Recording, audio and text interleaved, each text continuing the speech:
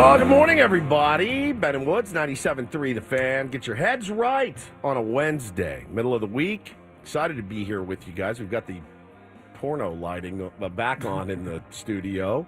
Very sexy and mysterious and dark. Turn down some of the lights and have our big ring lights shining right in our face. But I don't know. It's a better atmosphere. It's more soothing. What would you guys think about getting a red light in here? We'll talk about it in a moment. Soothing. I use one in the morning. We'll talk about it. It's fine. I'm Woodsy. That's Paul Reindl, executive producer of the program. Ben Higgins, Chairman Ben. Your friendly. I really want that to stick. Your friendly neighborhood sports. A red light would be very appropriate. It would. Chairman, yes. Yeah. Yeah, we have a red light in our room. Really? Yeah. Your room is the red light district. Something about my wife put it in, unbeknownst to me, maybe a couple months ago. And I walked in one day. I was like, "What the hell just happened?" And she's like, "Yeah, it's supposed to promote calm." Okay. So wake up in the morning, I stretch with the red light on, and it's really soothing. I feel it gets me in the right headspace. We have a lot of the smart bulbs where you can use an app and pretty much make any color you want and any kind of lighting function or whatever, strobe lighting or whatever you want. You can. It's crazy. Strobe light. Dude, they have all these patterns. It's crazy, but just simple one color. I like red a lot as well. Red is it's legit. Calming. It's calming. Yeah. They use it in spas and stuff. It's probably garbage junk science, but I don't know. I'm sorry, you can walk in the door and Put a go on strobe your light. app and you can just say, "Turn my house into a nightclub." Yeah. I hate strobe lights. I feel like if you made it a dark blue or whatever, it's still you're like, oh yeah, this is calming. I can see this. It is nice. I really enjoy the red light. And of course, making love under the red light is just the most fantastic thing of all time. I would get that it would be amazing. But great to be here with you guys today. Had a late Aztecs game that we will get into. I did make it through some of it. Did you get even to the start of the television coverage after the previous game ended? Yeah. Okay, you got at least you saw some of it. I texted you guys and I said, this effing game. I turned it on at 8:00 sharp. It was like 14 minutes left. I'm like, what? I'm like, what is Who happening? screwed up that bad? I'm like, what? And then Paul, I go, this is brutal. I go, let me know how it goes. and you guys go, Ben goes, good night. And then Paulie goes, actually, it's going to start on FS2. It's going to be on a FS2 right now. So I clicked over to FS2 and ended up watching the first half. And then I zonked out. Man. If you didn't make it up to the end of the game out there, they did win. We'll talk about it coming up here a little bit later in the hour. Can't wait. How was everybody's evening last night? Good.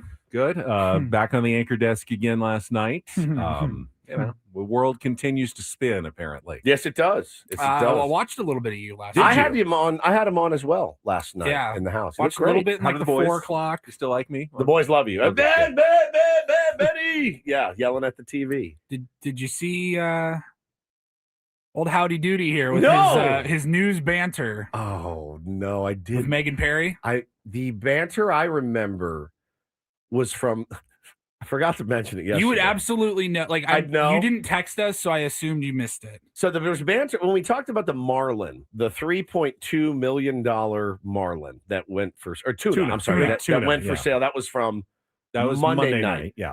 He did have a slight. He's like, I'll take a couple of hand rolls and a blow, right? Like that. But I was like, all right, yeah, that's normal. It didn't jump off the screen. Hey, while you're down there, why don't you? Did not say anything that would get me suspended. I promise you. Do you mind blanking me while you're down there? Did not say anything that will get me suspended for 2 games. Did I miss? Yes, dude. You missed the cat adoption story. I did. I missed the cat adoption, which I would have loved to see. You love cats. This was such a nice story too. The story was great. Yes, it was your line after the story. That absolutely sent me. Was it the Dick Enberg line? No. Man, that is a plump P. No, greatest line ever uttered. We literally can't say what he get away said. with that just because he's Dick Enberg. You can't say that word unless you're Dick Enberg, and he got away with it. Like Woods just had to shorten it up. He couldn't even say what was said. Boy, that's a plump P word. What? I saw it. I think this is like the third inning of a Padres literally game. said that on the air, and no one really batted an eye because he's Dick Enberg. We have to find that clip. Oh, I'm sure I can. So he was working with Mud? Mud didn't pee his pants? Oh, I'm sure he did. Oh, I'm quietly. positive he did. Well, Now, was there any... Yeah, we'll find ask him next week. Was there any reaction I don't from think Mud? so. You can't say anything. I don't think you can say anything. Yeah, that is... They put a big, giant, fat cat. Looks just like one of my cats. Garfield. Big giant, fat cat. Well, this one was unbelievable, next level. I went back and I have started to pull some of these clips from now on. Yes. It's too good. Like Ben... 8 years it took us for this. To be fair, Ben never anchored for the first few years. True. This is kind of a new development. And then when he did, it was, a couple times a year, maybe kind of emergency fill-in, and it just wasn't on our radar. He's been doing it a lot more lately, though. And I'm getting a little more comfortable at the desk just with reps, and with that comes you get a little looser. I guess. Yeah. Newsman smarm is what you get. Oh, look at him. There he is. Yeah, listen to this. I've got the full story with the context and everything. Quickly. You tell me. Sidebar. Yeah. Do you want some of my ties? I have a buttload of really nice ties that I don't wear. I have about 30 of them at work. You do? Okay. Yes, and I rotate them around, but you can always use more. I always sift through them. I just kind of choose every day, like, which one do I want to go with today? This will come as no surprise to you, but I spent a fortune on ties back when I was a suit and tie guy every day. That was my luxury. Love it. Yeah, I will take hand-me-down ties. Okay, you can have them. I will bring them in tomorrow. Thank you. Would you like me to tie you up with some of your ties? Yeah, I will do that. I will get you dialed in tomorrow. All right, you can have. I want them out of my closet. Thank you. I think I might have a few I could donate. They bring me back to a time that I don't like myself very much. It's funny because about a year and a half ago, pandemic, I guess, I really stopped wearing ties on the air when I was sports anchoring. Yep. But when I news anchor, I still wear them. I don't even wear them 100% of the time when I'm news anchoring. Like Friday, I've been working all week. Sometimes I'll go tieless on the desk. Yeah. But most of the time, I think if you're going to be a news anchor, you still got to wear the tie. It's one of the few jobs left in the world where still got to put the tie on. Both my kids remarked how sharp you looked last night. Okay, yeah, they did. And I checked him. He was doing a stand-up. You were talking about a story, and you were gripping your hands fist together, but not in a triangle, hopefully. I was praying that he had the triangle. No triangle. You did really well. So what do we have here, Paulie? This was in the 7 o'clock news yesterday, I believe, around 7:20, talking about cats. The Helen Woodward Animal Center ended 2025 on a high note with every single adoptable cat in a new home. Nice. The Animal Center's cattery is completely empty for the first time anyone can remember. 23 cats were adopted over the New Year's Eve weekend alone. Pause. More than 1,400 cats and kittens. I know him. I can hear a little smile in his voice. Does that make sense? Yes. I hear it. There's something brewing in that head of his. You can hear. I can hear the wheels are turning. Starting to squeak. They're starting to squeak a little bit. I can hear it. All right. I don't know what's coming. I can't wait to hear it. Found forever families over the entire year.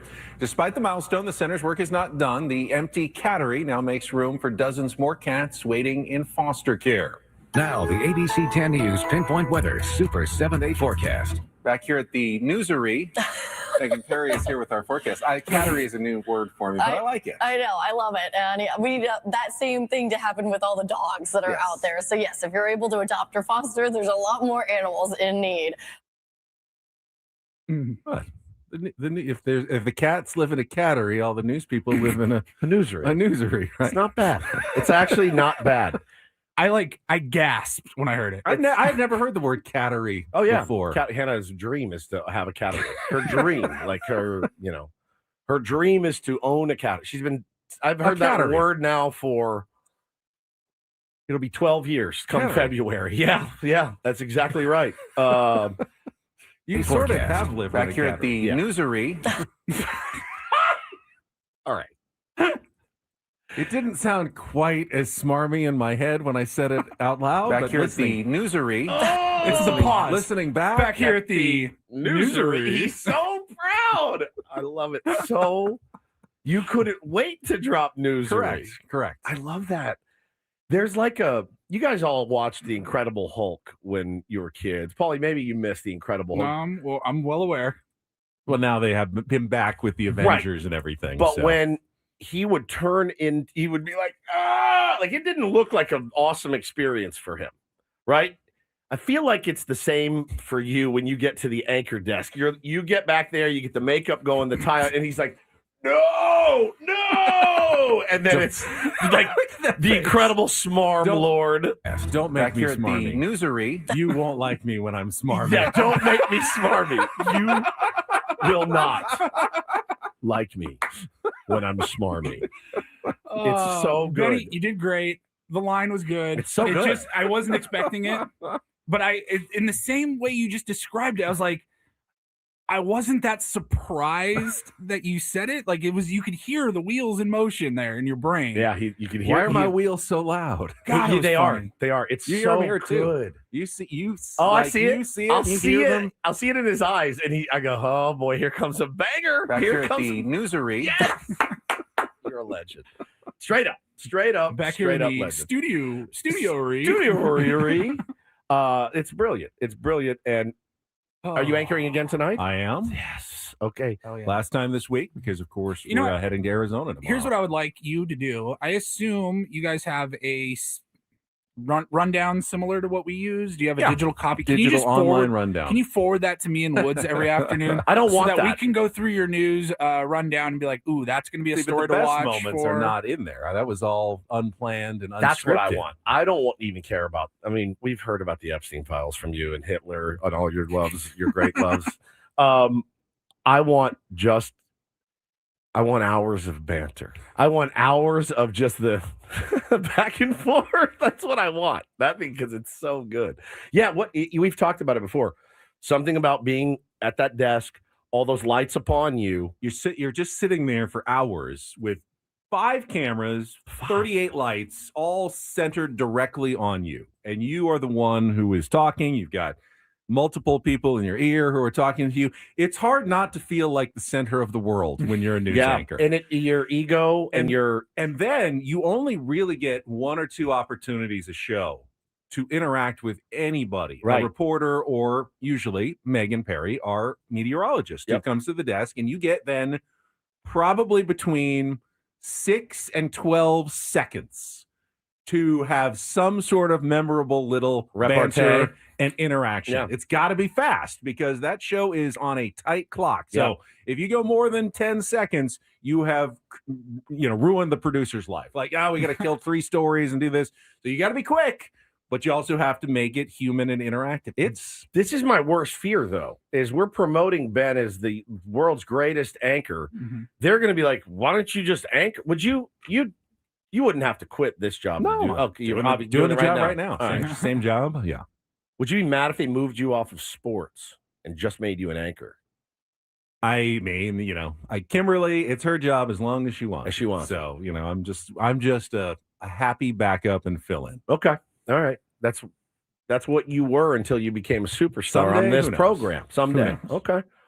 He's going to be sidling up to Major Garrett out at fantasy camp. Like, if there's any openings out there. Oh, you're going to have 2 of us. Two of us out there at the same time. Oh, it's going to be a lot of funny repartee. And he's network. So, Good news take is, me and multiply it by 100. You and me can go out and have a crazy night one of these nights and just let Major and Ben host the show in the morning for like an hour. Would be incredible. Like, bro, we'll be there at 7 o'clock. I'll be there at 7. Oh, no, we only speak in 6 to 12 second chunks with each other. Yeah. In bursts. Well, listen, I'm excited for you. What time you're on again, the normal time? 4, 5, 6, 7, 11. All right, I'm going to miss the 6. Okay. Because I have something going tonight that I have not had to do in at least 15 years. And even the interview to get a radio job was a bit of a formality, right? It was already decided, but the program director at the time wanted to meet me and just sign off on it, rubber stamp it. But it was already done. It was a formality. I haven't had to go do an interview in a long time. You had to explain this. So we did our promo for this morning show after the show yesterday, and Woods goes, plus, I'm going to do an interview. And I'm thinking, you do interviews every day. We interviewed Craig yesterday. We interviewed Darren every Friday. What do you mean you have to do an interview? No, you're on the other side of it, like a job interview. Yeah, an unpaid job. but a job that I look forward to very, very much. But it's the first time I've had to do this. I'm interviewing tonight for head coach, manager of a minor B baseball team for Encinitas Little League. And I didn't know that this was part of the process. I don't know that this has ever been part of the process before. Mm-hmm. I will say, when I got the email the other day, I was a little surprised. They said, we're going to be conducting interviews of every single potential manager. And then if you are chosen to be, I thought it was, who wants to manage? I'll do it. Okay, you got it. Because that's how it's been to this point with T-ball, all of that. Yeah. It's like, we'll take forever. Now you've got to pass through the gauntlet. Who's the president of baseball operations of this team? Malia. That's her name, yeah. You've coached in this league? Yes. So T-ball and rookies. But you have to reapply or re-interview? I've never interviewed. It was, do you want to coach? Great. Sounds good. Here's your gear. Have a great time. Let us know if there's any issues. Great league. I mean, now they've changed it to this is how they're doing it. And I don't know if it's always been you had to interview for this level. The level, but it does make sense. And believe you me, I'm like excited as hell about it. I can't wait to do it. But I was surprised. I didn't know that this was a part of the process. It seems a little unnecessary from your perspective. It seems entirely necessary from their perspective. I can totally see that. Like you might think this is a little overkill, isn't it? Like, right. Like you guys know me. I really got to go do this. Yeah. But I can see why, they probably should. I mean, do they want to know your thoughts on like the shift and lineup construction? I sent you the questions. Bunting philosophies? Don't bunt. My team will not be bunting. I sent you the interview questions, by the way, that they will be asking me tonight. And I will admit I'm a little bit nervous about it. I do have to go in by myself in front of the board, and they will pepper me with questions. And again, they'll let me know if I am going to be the manager or not. All right, Mr. Woods, thanks for coming in. Let's see here. I want to start with this. Can you explain this gap in your work history from 1993 to 1996? Yeah, I was floundering and trying to find a college and working at a gas. I didn't put my gas station experience on there, but that's actually where I was at the time. But yeah, so would that help or hurt adding all your job experience? It would hurt tremendously. I'll just put this job 15 years in radio. But yeah, so tonight, I guess they do it in other leagues. I just had never heard of this for Encinitas. Do you want to practice? Yeah. All right, here we go. I mean, I think there's some layups here. Mr. Woods, could you tell me about your overall coaching philosophy? Oh, sure. Absolutely. My job as a manager and a coach is to get these kids to sign up next season. That's it. I want them to have the time of their lives. But the things that I'm going to stress, really, development, being a great teammate, attitude, and effort. That's really what I care the most about. And I want them to have a blast playing baseball. That's a good answer. Thank you. Political answer. That's what they want to hear. But that's really how I believe you. Yeah, that's who I am. All right, we'd also like to know just about your general baseball IQ and understanding of the rules. I would say strong to quite strong. I think some of your listeners might disagree at times, but I actually agree with that. How does one judge their own baseball IQ without sounding like a total putz, 160. What do you want me to say? I have no idea. I know Ruben Niebla is what you just have to say. Me and Ruben pretty tight. I think what I would say is I take it very seriously, but not in a militant way. You should have Skip Schumacher call you during that question. Guys, hang on. It's Skip Schumacher. Here's the manager of the Texas Rangers who's going to tell you what he thinks of my baseball IQ and knowledge. Hey, is this what I'm supposed to call? Yeah. Who listens to my baseball-related show every single day? Hey, it's Rod Barajas on the line. Hang on, Rod. How you doing, man? No, I obviously, I don't want to. It's a weird question to answer. I know baseball. I love baseball. It's my greatest passion in life. This one seems like a layup. How will you ensure players have opportunities to play all positions? Oh, I won't. Not everybody's a shortstop. What do you want me to tell you? So, I think they want to hear like. Okay, you want me to yeah, give you the right answer? I'll rotate them around the diamond, and Yes, you know, you we'll just have said it's a layup. It's not a layup for me. if you're honest, it's not a layup. I've had this discussion with parents before. I told you about the parent that yelled at me because her kid never got to play third base. The first play of the game, they hit a ball to third base. He jumped over the ball. Jumped over it. Didn't attempt to field it. Jumped over it to get out of the way. And I just went like this. Looked up into the stands. Right? You know, I will give everybody a chance to play the positions that they want to try. But outfield is very important. It is important. Not everybody can pitch. It's not for everybody right now. I will do my best to give everybody a fair shake at every position that they want to try. But I'm not going to be moving every inning a bunch of kids around. It's it's hard to get in a groove. You're fine. You're doing well. But I don't feel like I am. Honestly, all of these questions are simply the prelude to the one question that I think is the only one that really matters in this interview. This is the one that they are going to judge you on. This is the one that they are really going to make their decision on. How will you handle difficult players, parents, or challenging situations? That's a great question. I have a radio show that a lot of people listen to. Any of the challenging parents will be put on blast on my radio show. It's probably 6 a.m. the following morning. So that's the move. No, I do send out an email at the beginning of the season, and I do, in a nice way, let them know if you wanted to coach your child, you should have signed up to coach your child. I'm taking this very seriously. I'm a loud coach, but I am a 100% positive coach. I'm loud. I'm loud. Like, I'm a loud dude out there, but I'm 100% positive. And I like to teach the game more than anything in the world. I like to teach the game. So I'm going to let the parents know I've got a few non-negotiables with your kids. I also have a few non-negotiables with you guys. You're not going to yell at umpires from the stands. You're just not on my team. I will ask you to leave. And I think you're absolutely right. But think about what Malia, is that her name? Yeah. What she wants. She doesn't want a bunch of complaining Correct. emails or phone calls about you. Correct. And I've coached now 8 teams, and I've never had a complaint yet. Oh, there you go. So That's a good answer. That's a good answer. That's a good answer. As far as I know. Not directly from them. I had one mom ask why her kid batted last all the time because he's having a hard time figuring out the base running. When you bat last, you get to run all the way around the bases. I go, oh, no problem.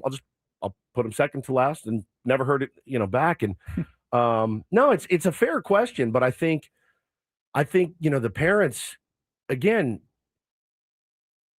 you're giving me your child to teach what I know about baseball and give them a fun experience, and you got to let me do that. You have to let me do that, right? Like, if you wanted to coach the team, you should have signed up to coach. That's how I look at it, because Bo is on another team that I don't coach, and I let those coaches coach. I do. I'm like, he's yours now. So I think that's kind of part of the deal with me. But I take it really serious. I mean, I've got practice plans laid out. I'll probably bring a couple of those. I'm ready to go. Like, this is for me. I've been waiting for this. Coaching T-ball was fine. Coaching rookies off the machine, that's fine.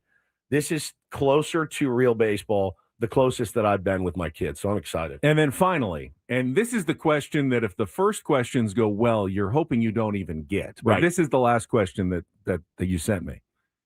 Will you be willing to be an assistant if you're not selected as a manager? Yes, 100%. 100%. But I would really like to manage. I would really like to manage. Is that a trick question, though? Because what if you say no, then they have to make you a manager, or they lose your volunteering? No, I think they'd lose my volunteering, but I have my ego as it pertains to the baseball field isn't much. I think that'd be a red flag if somebody was like, it would be. yeah, that's a problem for me. Yeah, I think that is a bit of a red flag. But I think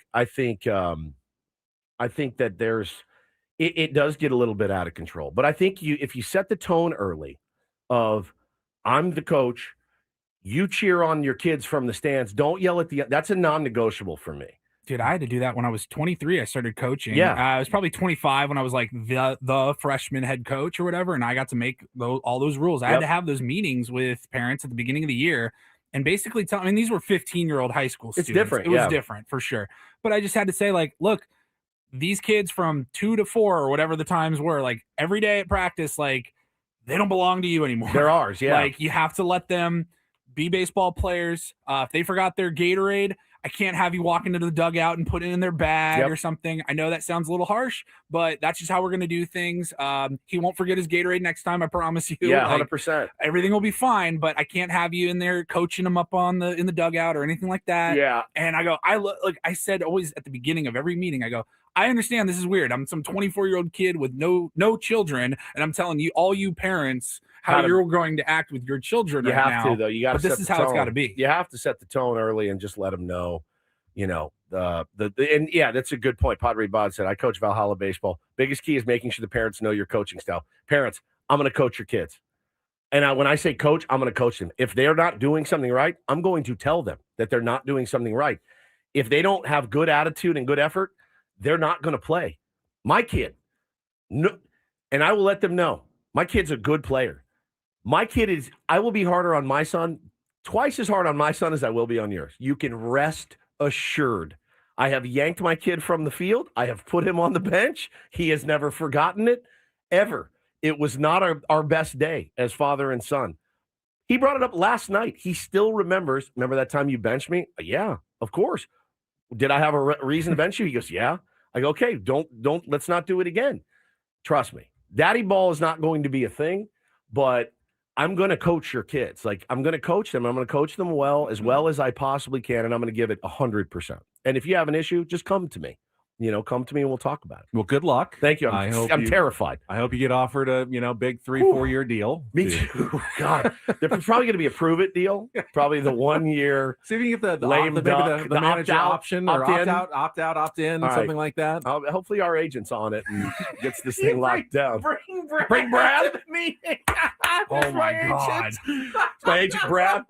That's a move right there. Yeah, dude. I'm actually terrified for it now that we've just gone through those questions. I feel like a bumbling buffoon, so I'm really, really nervous. I felt good about it until I actually had to answer those questions, and now I feel terrified. Oh yeah, the lockout's coming. That's going to affect this. Because Cole says, "Oh God." All right, back here at the Sportsery, the Aztecs. Yes, Sportsery. Got into another one last night. Man, they were stressful watching, but like I said, it was an opportunity game and turned into a big road win for San Diego State. Can I ask a question to think about over the break? Yeah. If you consistently have horrible starts to games, like horrible first halves to teams that you probably should be doing better against, but you end up at least making it a game or winning most of those games, are you a good team? It's a philosophical question. Like the Aztecs keep winning. They've won 4 in a row or whatever it is. Are they a good team? 7 of 8. Because I've been extremely angry in every single game almost. It is a philosophical question. They're a frustrating watch at times, Yep. but they're 4-0 in the Mountain West. That's right. Things are on the rise. We will talk college basketball. Set the menu for the Wednesday edition of Ben and Woods. Stick around. Paul Reindl, Stephen Woods, Ben Higgins. Get our first check of traffic with Kelly Danick, and then off and running on San Diego's #1 sports station, 97.3 The Fan.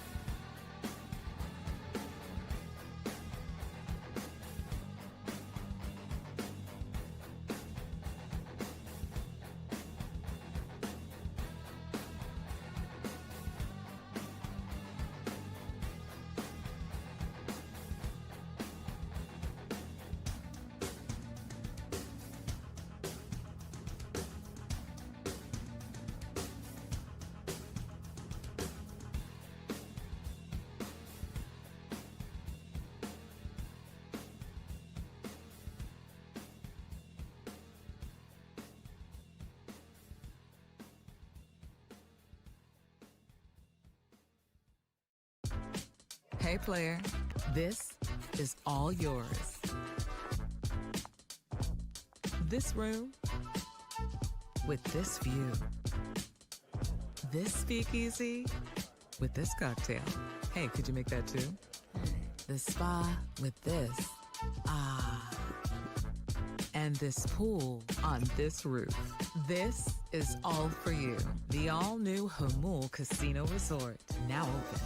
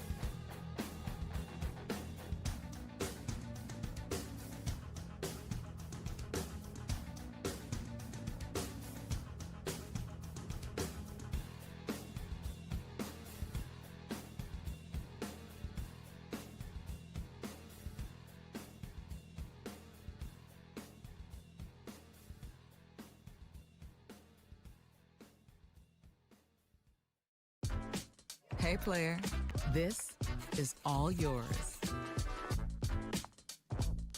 This room with this view.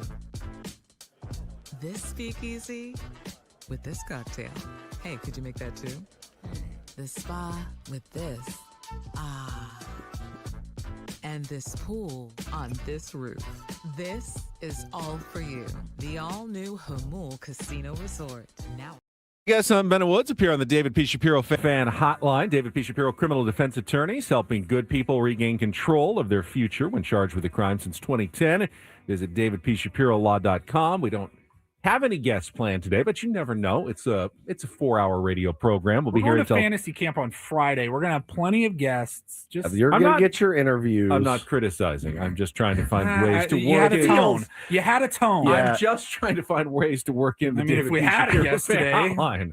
he would be on the David P. Shapiro Paul fan didn't hotline. book any because he likes fun, original content more than boring interviews. Well, maybe it's because there's so much going on in the world of the San Diego Padres that we can discuss that we don't have time to talk to anybody because it's just move after move after move. No, it remains all quiet on the offseason front. I wouldn't say that. The UT just wrote Padres roster review Yuki Matsui. So we'll be going over that with a fine-tooth comb here in a little bit. Yeah, before that, it was Ron Marinaccio. Yes, exactly. They do it by player ranking. It's scary that they've waited this long for Yuki Matsui. I felt like he would have been one of the first to get out of the way. But no, it's just roster review. I don't think they're ranking them. Oh, I think they rank them. Are they ranking I them? think it's some sort of ranking system. Jeff Sanders, Kevin Acee ranking system of what players like 1 through 40 on their 40 man. So okay. the earlier you go, the better.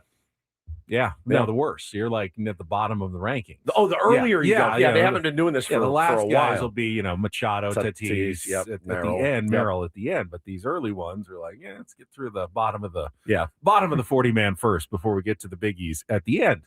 Now, I do want to ask the question, and we'll talk about it coming up.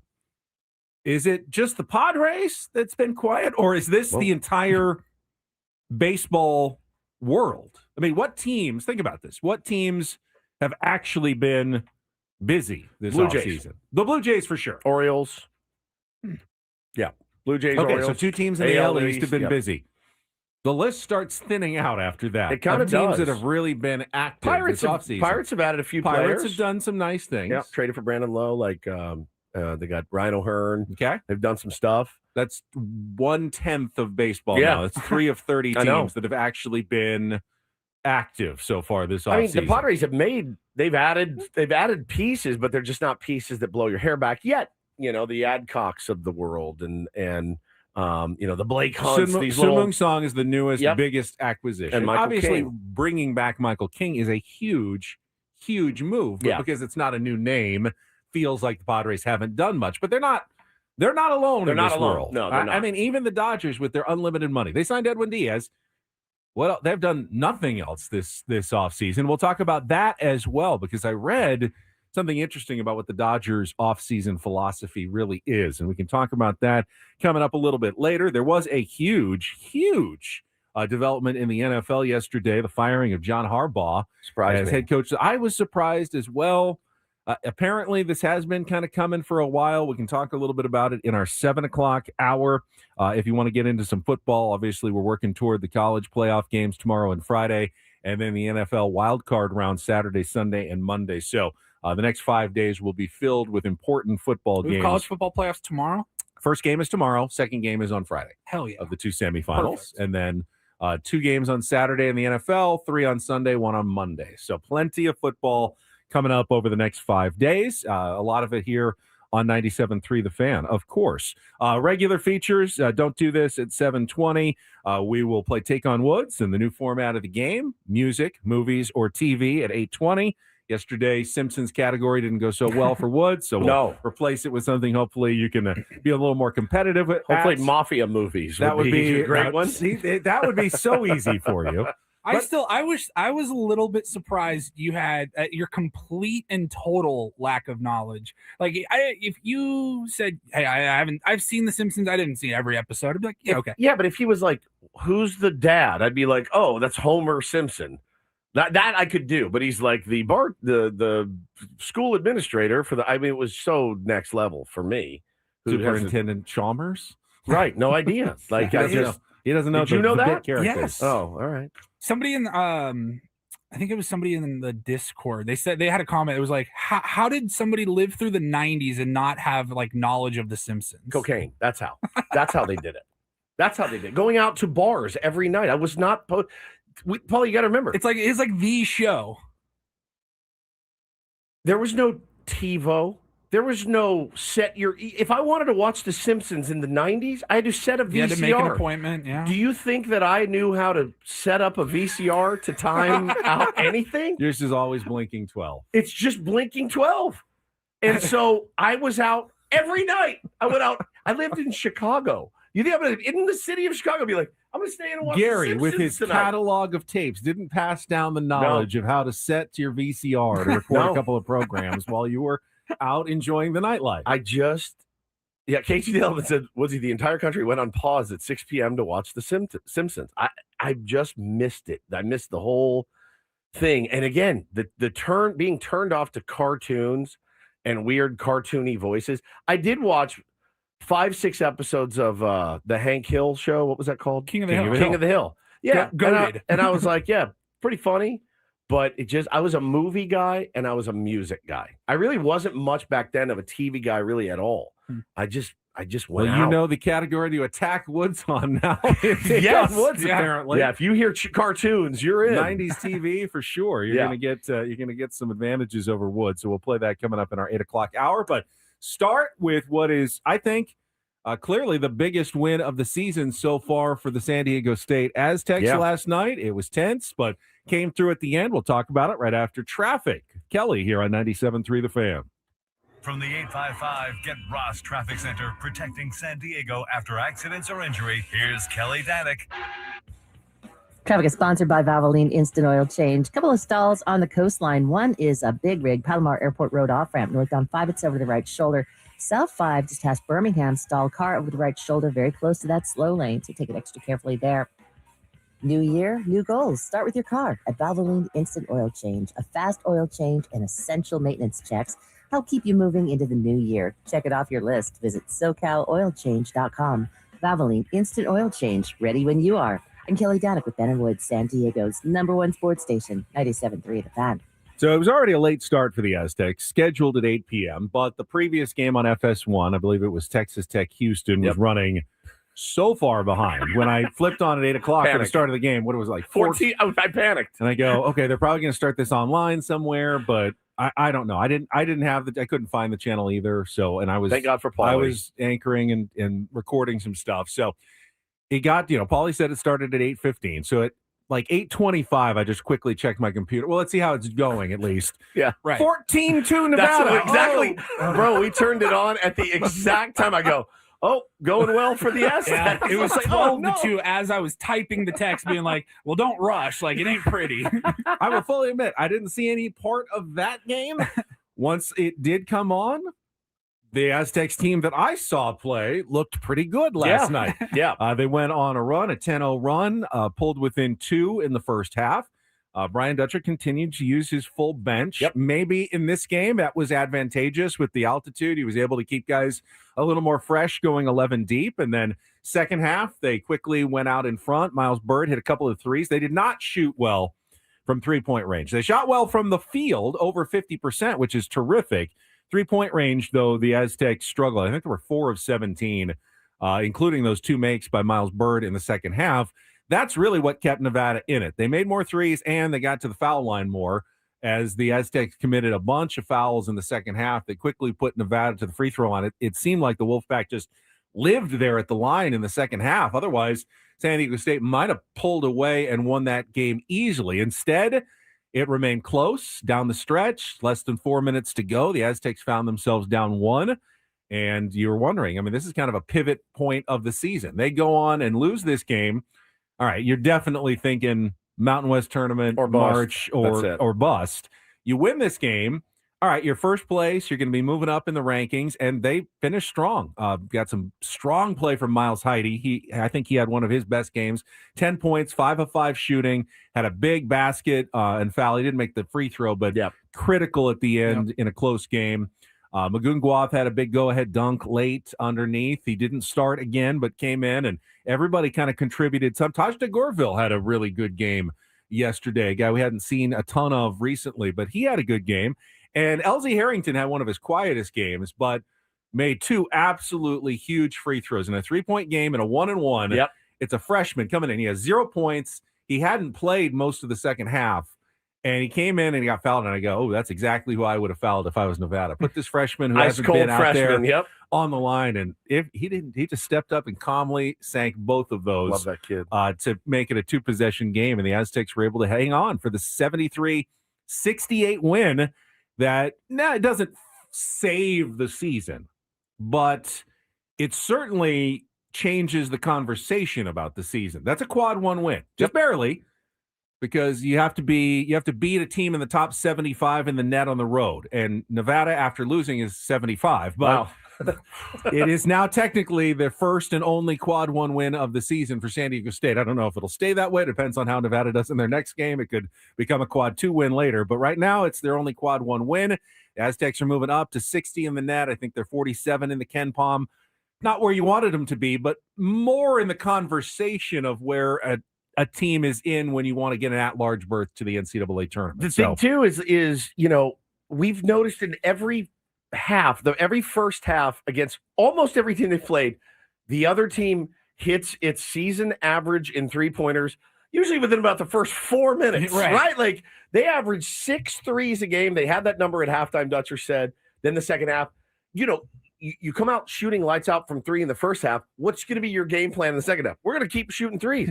2 for 15. And at that point, when you miss 13 3-pointers in the second half, let the Aztecs continue to score. That's a deciding factor. Aztecs win the game. It is actually staggering to see how well teams shoot from 3 against the Aztecs in the first half of the game. It's not like we have short players or lazy defenders.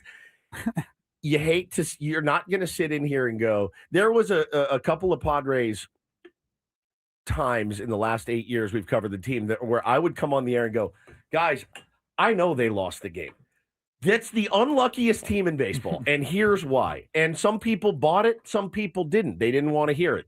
Just hit them where they ain't. It doesn't matter how hard you hit it, right? All that garbage. I will actually say the Aztecs have gotten a little bit unlucky with some of the shots that have gone in against them this year. It does start to even out because sports always evens out, Ben. And it evened out for them in the second half, 2 for 15 for Nevada last night. So it was a great, great win. Like you said, barely a quad 1, but we don't complain about wins. We don't. And Paulie, to your question that you posed, is it really as simple as a win is a win is a win? I mean, I asked you that, and you said in college it's different. You've got to have style points, but on the road, a win's a win. On the road, I agree with that. Division, a win is a win. Doesn't matter how you get it. You won the game on the road. You had to have it. Well done. Move on to the next one. Struggling to put away San Jose State and Air Force, that's problematic. Yeah.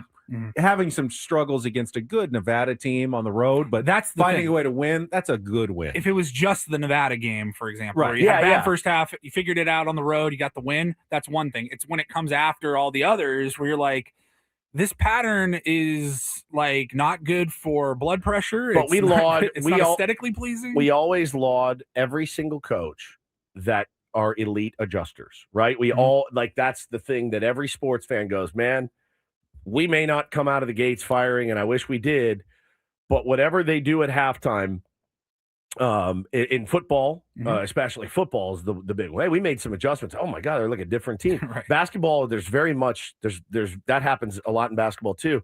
I think Brian Dutcher is a really good adjuster. I do too. And I guess that's what's so frustrating though. It's like, if you're so good at adjusting from first half to second half, why can't we adjust from game to game? Right. So that we stop having these You're a basketball player. Don't you? Isn't it a feeling out process like a boxing match in the first 5 minutes? They played great in the first half against Arizona. They played great in the first half against Boise State. And then fell apart in the second half of those games. So it's pretty much they've got one good half in them every game and one kind of crummy half. 20 good minutes of basketball. 20 good minutes of basketball on a I prefer that to be closer to 30. Yeah. No, I get it. But in a basketball game, I would imagine, I never played it. I played in the YMCA, won most improved, which is the biggest slap in the face of all time. Yeah. I also won a most improved in 7th grade I disagree. Basketball. Hang on real quick. I disagree.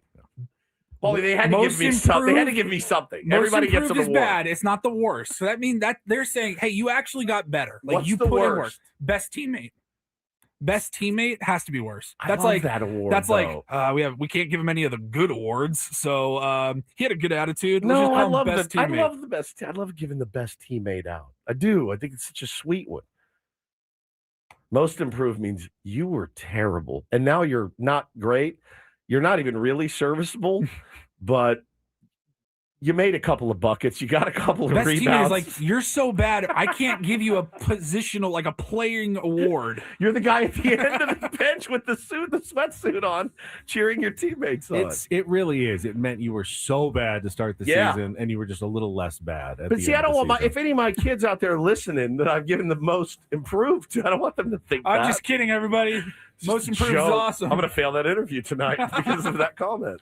Huge name is now on the NFL coaching market. John Harbaugh fired by the Ravens yesterday. We'll talk about the stunning move and more next here on The Fan.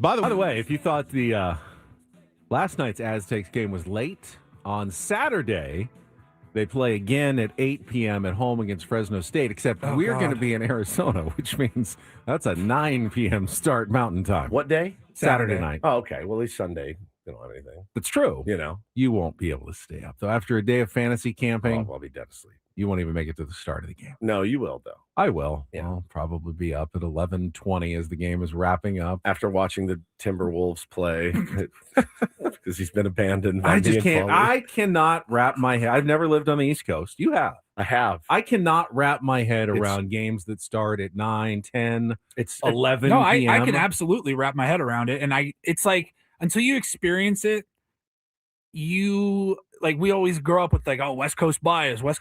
And then you're like, dude, I totally get it. Why would anybody stay up to have watched Padres games when they weren't good, weren't competitive? Like, who's paying attention to that at 11 o'clock at night on the East Coast? Major Garrett. Ryan up. Cohen, Beatrice in the chat. Like, they're so Dominic in Baltimore. Those dudes. I mean, like nationally, like that's why you're not getting the coverage. So it's like that's your only option, and it's like, bro, I get it. When I flew home to spend some time with my dad in the summer last year, and that Padre game was starting at 8:40 Central Time Zone, even is too much. I would make it an inning. Yeah. One inning. I'm exhausted. It's so shocking. I remember I got friends in the East Coast, and like we'll text on like the Super Bowl or Monday Night Football, whatever's going on. It's like 5 o'clock out here, 4 o'clock even, and they're just like, oh, this game's about to start. Like, I got to go to bed. Like, I don't think I'm gonna stay up. I have so much. We make fun of a lot of New York radio hosts because, well, they're right. It's like, Jesus, relax, buddy. I'm a whiny turd anyway. I can't even imagine living. Do you think that they actually watch the games in which they report about? You can't do it and have a normal life and be a morning radio show. If you're host. in New York City and Does Stephen A. Smith stay up to watch the Lakers play? Right. Regularly. What if the Lakers and the Knicks, like the Knicks are on the road in LA and it's a huge game. They need it for standings or whatever. Like, it's a big game. I'm like, they have to stay up, call it 7:30. So like 10:30 before that game even tips off on the East Coast. Tips off. It's 1 o'clock in the morning, and then the alarm goes off at 4 or 3 or whatever. You got to get to the studio, be ready to go to talk about that game. Brutal. This gig of getting up early, it does eat your soul after a while. You get used to it, but it is one of those things where I do have a lot of respect for Ryan Cohen. He watches every inning of every Padres game. The guy's up till 2 o'clock in the morning. And it's got to go into work all day. Major rarely misses. Major doesn't miss a pitch. Stays up late and has to work hard. When I moved here 15 years ago, February, when I moved here, and I remember the first Sunday I woke up and they had like NFL football on at 9 a.m. I was like, what's better than this? This is I knew it was the greatest place on earth. And I go, this has just helped cement it. Everything's early. Everything's great, and it's done. It's so good, man. I don't even know how people in Central, are Padres fans. Like people that live in the Central time zone. It's crazy. I can't imagine staying up that late. And you're right. I can't think about having to stay until 1 o'clock in the afternoon before NFL football even starts on a Sunday. Yeah. What do you do? Like, what do you do? So, mad respect to all those people on the East Coast. Speaking of the East Coast, the big news yesterday came out of Baltimore, where a lot of people in the football world were stunned when the Ravens announced after 18 seasons they were parting ways with John Harbaugh. My first reaction was, well, that's stupid. Guys won a Super Bowl. Guy is widely considered to be one of the best head coaches in the NFL. Who are you going to find that's better than John Harbaugh? I thought you guys, he was one of those guys to me where I figured Baltimore would say, you're here, the Mike Tomlin, you're here until you don't want to be here anymore. I really did. And as far as a human being goes, I like that guy. Like him a lot better than his brother. I'll tell you that right now. A lot better than his brother. I think he is as good of a coach, classy of an act. Now, I did hear complaints I saw online complaints from Ravens fans this year. He misused Derrick Henry, whatever. I think 18 years is a long time. It's a long time. And they said that his 7 teams called his agent within 45 minutes of the Ravens coach getting fired. If I'm the Ravens, that sends me into a panic. Yes. I then That was my panic, first thought. and I thought, go, oh no, we screwed up. I don't know how many. I don't have the list of coaching availabilities. Like, I don't know how many coaching jobs there are right now, but there are coaches that thought they had a secure job for next year that are all of a sudden going, wait, he's available. Like, now I could be on the hot seat. Dude, yeah, that's such a good point. The guys that were like, oh, I'm coming back. I got a year left on my deal. Obviously, the teams that need a coach are going to be interested. Yep. But I got to imagine there's 5 to 10, maybe even more teams that are like, well, we didn't know John Harbaugh would be available. There's an AJ Preller sitting out there going, oh, wow. There's that guy's available. Yep. I might be interested. Well, remember what the Cubs did when they were able to steal Craig Counsell. It's like David Ross. Yeah, you did a good year. Job. See you later. We found someone better. So that's a possibility. But as shocked as I was, and as much as I disagreed with it, I heard one of the guys who covered the team in Baltimore doing an interview on Westwood One as I was driving in. And he was very reasonable. He wasn't one of those East Coast screamers. But he made the point that as well-respected and great a coach as John Harbaugh is, won the Super Bowl in 2012. Since then, 3 playoff wins in 13 years. With good players. With Lamar Jackson, with a 2-time MVP. The farthest they've gotten is the AFC Championship game where they got blown out at home by the Chiefs. And I think about, as Padres fans, how high our expectations are and how disappointed. Like, yes, we've had it good recently. The team keeps getting to the playoffs. They're competitive, but at some point, is that always going to be enough? And you want something more. And if you can't get your team over the hump, if you need a new voice at some point, there is that argument to be said. We know you're a great coach, but our team now needs a new voice. Lamar Jackson, he's 29. He's in his prime. He just may need a new voice, and the team may need someone else just to shake things up a little bit. And that's a real phenomenon that happens with sports teams. That can very well be true. And I think a lot of other teams are going to also think like, yeah, but that doesn't mean he's a bad coach all of a sudden. Right. Like no. The same rules can apply to him, and like a new change of scenery. Like I see him still being a very successful NFL coach. I agree. It says right here, he's won 8 road playoff games in his career, which are the most by a coach in NFL history. However, the Ravens have struggled in the playoffs over the last 12 seasons, winning just 4 games in the last 12 years in the postseason. That's tough. It would, let's say that Craig Stammen is the guy, and he's going to be here. I mean, let's say he's here for 10 years, and he makes the playoffs 10 years in a row. It's amazing, fun. We will have a great time. Ratings will be great.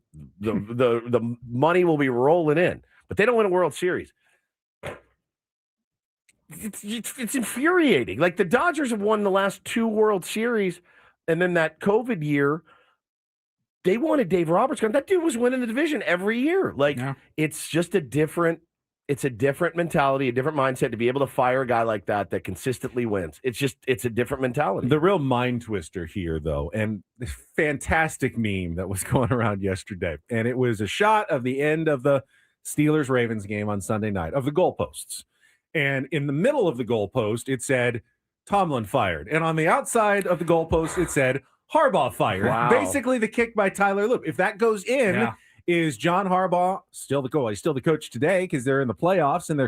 But would they fire him anyway if they got to the playoffs and lost? Because if you're telling me that you were fine with him as coach, but because that one guy missed one kick, all of a sudden we're getting rid of a guy after 18 years. I hope that wasn't the decision-making process and it came down to that one kick. You should have already known, no matter what happens, unless we go on some incredible run and win a Super Bowl, it's time to move on. Even if we win a playoff game, we just don't think he's the right guy anymore. I'll respect that. That's a good organization that doesn't make snap decisions. They've stuck with him for 18 years through mostly good, couple of bad seasons. I hope that it just didn't come down to that. That kick. Yeah, that kick, decided the job future of John Harbaugh. There's so many opportunities in the NFL for him. And again, 7 teams. Probably, Paulie, some of those 7 have head coaches under if you're contract. Harbaugh, though, do you want some of those opportunities? Do you want to go work for the Raiders? No. Do you want to go work for the Giants? No. I don't know if you do. I don't either. But Miami is interesting. That's an interesting one. Atlanta, I'm trying to think of other teams that fired their coaches. Nice place to live, Miami. I don't know. I think Cleveland. Cleveland. Stefanski was a good coach. Miami's interesting because they have not fired McDaniels. No. But everyone kind of thought they would or think they should. So he's the guy that if I'm Mike McDaniels, I'm thinking, oh, yesterday I felt pretty confident until I saw this news. Today I do not. Now that's a team that might go, all right, are we sure we want to go with this? Because we have a interview with John Harbaugh. You got to do it. I think there's going to be 15, 20 teams that will want to talk to him. He's that good. He's that good, and that good of a human as well. So I think it's interesting. But world is his oyster now. I'm sure he was shocked by this. Satan's Blowfish asks in the chat, any chance Harbaugh is walking away on some level? I don't think it's his decision, but he was in his statement. He was like, "But I'm at peace with this, and I can see where it might be the best for both sides to move on." I don't think he has to immediately jump back in necessarily to coaching. Maybe you take a year off, do a little broadcasting, and he'd be great. And then see what pops up a year from now in terms of head coaching opportunities out there. But I firmly believe he remains a good head coach, and whoever the next organization that lands him will be better off than they were before without him. Yeah, 100%. And again, who are you going to get? Who are you going to get that is better than John Harbaugh? No one. That you can confidently say this will be better. No, you're downgrading your coach for sure, but you may just feel like we need to do something a little bit different. And, someone made the point that the Eagles let Andy Reid get away. Yeah. And Andy Reid went to Kansas City and, put together a dynasty essentially. But was it really the worst move for the Eagles? They've won 2 Super Bowls since as well. Right. They lost a great head coach who went on to even be a better head coach. And yet it wasn't necessarily the wrong decision for the Eagles to let Andy Reid go. Does Jerry Jones go? I'm going to give you anything you want. Anything you want. Do you want that gig? Somebody actually said, was glory hole. That would sell me as a potential head coach. Jerry, where's this glory hole I keep hearing about? Ray in the chat. Now, again, he said, Raiders is a prime spot. Cap space available, 10 picks in the draft, elite running back and tight ends, and a first pick to go get Mendoza. And head-to-head in the same division as your brother. It would be kind of interesting. It for would sure. be. Tom Brady's kind of your boss. Yes, any NFL, there's going to be a bright spot, I think, to most NFL head coaching jobs. If you want to turn around a franchise like the Las Vegas Raiders, sure, your ego will say, "Oh, I can do it. I can fix it." But yeah, it's going to be interesting. There's going to be a nice little bidding war for John Harbaugh because he's a really good coach. I was surprised. Speaking of the Ravens and Lamar Jackson, I saw another thing going around and it was interesting. It was talking about, so yesterday we went through all the playoff teams in the NFL and kind of gave a ding or a buzz, do can you see them going on a run? Right. Or are they just lucky to be there and they're going to get bounced? And the Bills were an interesting one because we've seen them. They've been to the AFC Championship. We've seen them in a lot of big games. You just feel like, yeah, they can go on a run, but they didn't have a great year. And I saw somebody said, all right, there's no Lamar Jackson in the playoffs. There's no Patrick Mahomes in the playoffs. And there's no Joe Burrow in the playoffs. Along with Josh Allen, those 4 guys have battled each other every single year. And all of them are gone except for Josh Allen. It's like, bro, there's no excuses. This is your moment. This is probably their weakest team Except that they've you have had. a horrible defense. Horrible defense. And honestly, if the Bills lose, I'd consider letting Sean McDermott go if I could get John Harbaugh 100%, up in Buffalo. 100%. And see if, he can work that magic. That would seem like an Andy Reid. Like move. one of those situations where, we had a good coach and now I think we have a better one that could, put together a dynasty. Imagine you're the best coach and you live in Baltimore, no offense, and then you have to move to Buffalo, no offense. You're like, the Miami job was open. Vegas job was open. All right, babe, Arizona, babe, we're moving to Buffalo. She's like, you son of a bitch. You're one of the best in the business. Nah, you're moving to Buffalo. You're moving to Buffalo. The other big story yesterday, just a couple minutes here, came out of the college football world, the transfer portal. See the story about Washington quarterback Damon Williams Jr.? I saw a tweet from our beloved Dave Softy Mahler yesterday, who is a big UW fan, the biggest, perhaps. And the hate and vitriol, when I saw this tweet, I went, what did this kid do? Like, what did he do that was so wrong? And what's his name? So Damon Williams Jr. Williams Jr., yeah. Signed his NIL contract, according to The Athletic, like 3 days ago, to stay with Washington for whatever millions that he was going to get to remain as the Washington quarterback, and then announced on Instagram yesterday, nope, actually, I am transferring. I am taking my talents and leaving Washington and going back on my word, essentially. And this has the college football world, of course, in an uproar. Well, where's he going? Going to LSU. To play Lane for Kiffin. Lane Kiffin. And they were mad about it, man. Clearly, LSU a little later in the game with all the changes in the transfer portal and may have come in with a last-minute offer that was too good for him to turn down. The question now is, can Washington legally keep Williams around? You signed it. You're our quarterback. You have to come back. I don't know that they want. Do you really want a guy back who has already announced he's leaving? It's and interesting. Force him no, we're forcing you to play for us now this year as a college student. There is, it says here, there's an article in The Athletic, which is, again, this opens up. You talked about Pandora's box being opened yesterday. This is a different level of Pandora's box. Washington, the headline of the article is, Washington has no intention to release quarterback who signed but plans to enter portal anyway. He didn't just enter the portal. He already committed to go to LSU to play for Lane Kiffin. If you have no intention of releasing, so you're going to keep paying him even though he doesn't want to be there? I mean, just let him go. You're the spite of we're going to pay you what we said we'd pay you, but you're not going to play. But we you have need to keep play you him here. I don't know that makes sense for anybody. I guess the problem, wild. and this is where college football has angered so many people.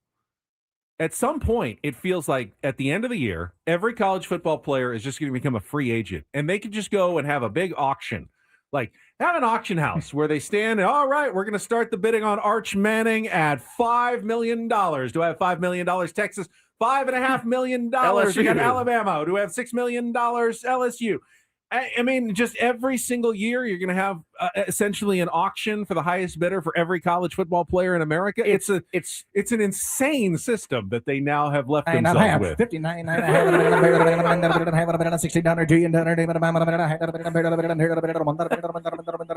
asked the question before. Why? Why? Why did they do this?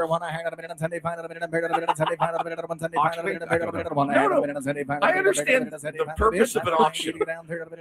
When did it morph into that? And why? What's the reason? All right. 109. Why can't you do this? Why can't you just do this?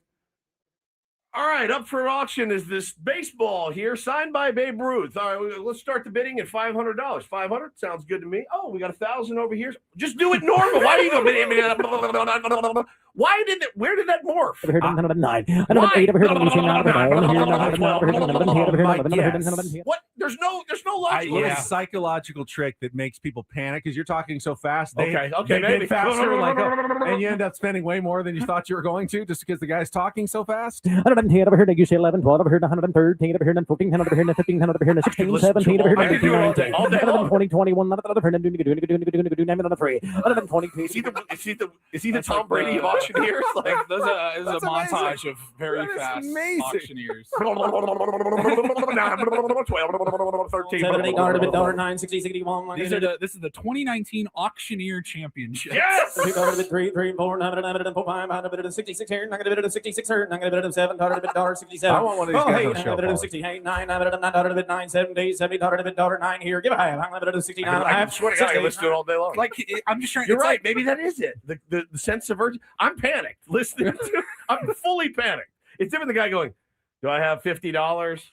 $50." It makes me feel like I took 3 years of Spanish in high school. Got a very small knowledge, and I retained some of that small knowledge of information.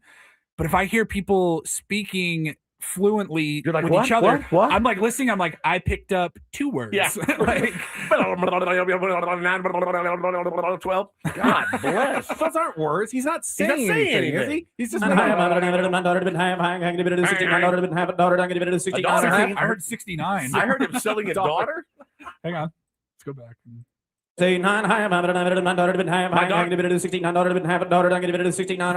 sold him $69. Sold his daughter for $69. That's what I gather. I got it. Somebody said you guys should do your ad reads like it's just incredible. Do an entire Ben and Wood show like that. We'll be done in about 14 minutes. Second half. Like, it's unreal. It is unreal, dude.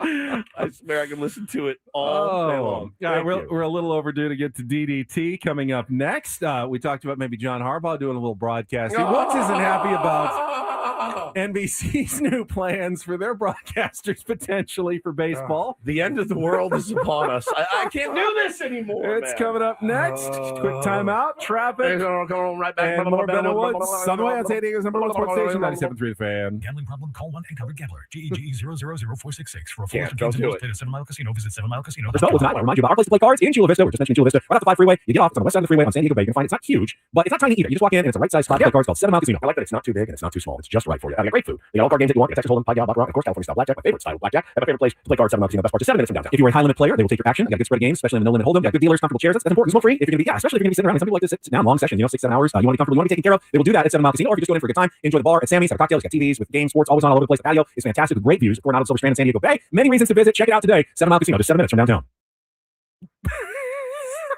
Nailed it. Absolutely amazing, nailed Paulie. it. That was Thank you. amazing. It was incredible. We did. Did you catch all of that? We just learned how to do that. Was that yesterday's spot? That was yesterday. That was amazing. Did you hear me say you had to sit down for 6-7 hours? 6-7. 6-7. I think it's dead. I think it died. It did? 6-7 died in died? 2026? I think it's over. Can we bring it back in 2027? 6-7. Maybe. Yeah, but I do think it's over. 26-7. Yeah, Rod says now he wants Kung Pao chicken. I know. No, you want Kung Pao chicken? Kung Pao chicken. Kung Pao Asian chicken. pork chop on the 24/7 players menu. It's so brilliant. Somebody send Ben to auctioneer training. Yes. I would love to be able to do that. It's not easy. But do make sure that you get down to 7 Mile Casino in 2026. Make it one of your intentions, not your resolution, your intention to get down to 7 Mile Casino and have a great time. I'm naturally just wanting to talk faster now since I've heard that. Everything that's coming out of my mouth is coming faster than it normally would. Go to 7 Mile Casino, just 7 minutes from downtown.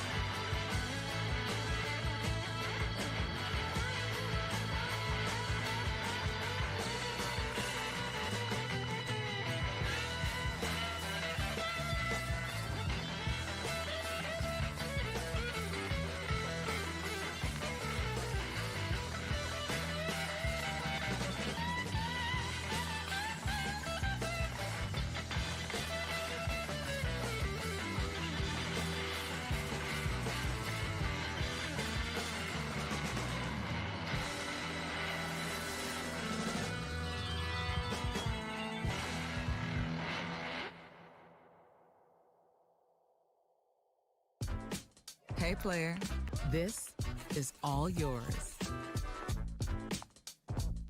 This room with this view. This speakeasy with this cocktail. Hey, could you make that too? The spa with this. Ah.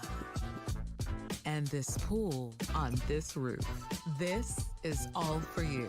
The all-new Hamul Casino Resort, now open.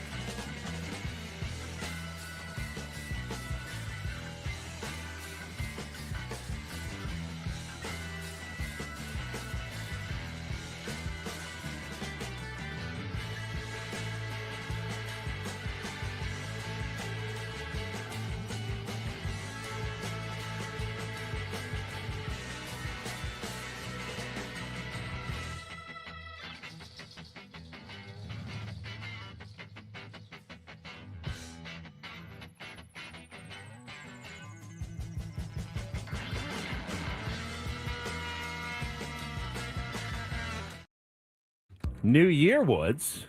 New sponsor for DDT. Don't Do This is brought to you by Dixie Line Lumber and Home Centers, helping San Diego homeowners and contractors fix it, build it, and enjoy it. I know if it works, but yeah. I know when I'm building a new project at home, a new desk, a new bookshelf, I know the first place I go is Dixie Line Lumber. It's simply the best for all of my wood and lumber and building needs.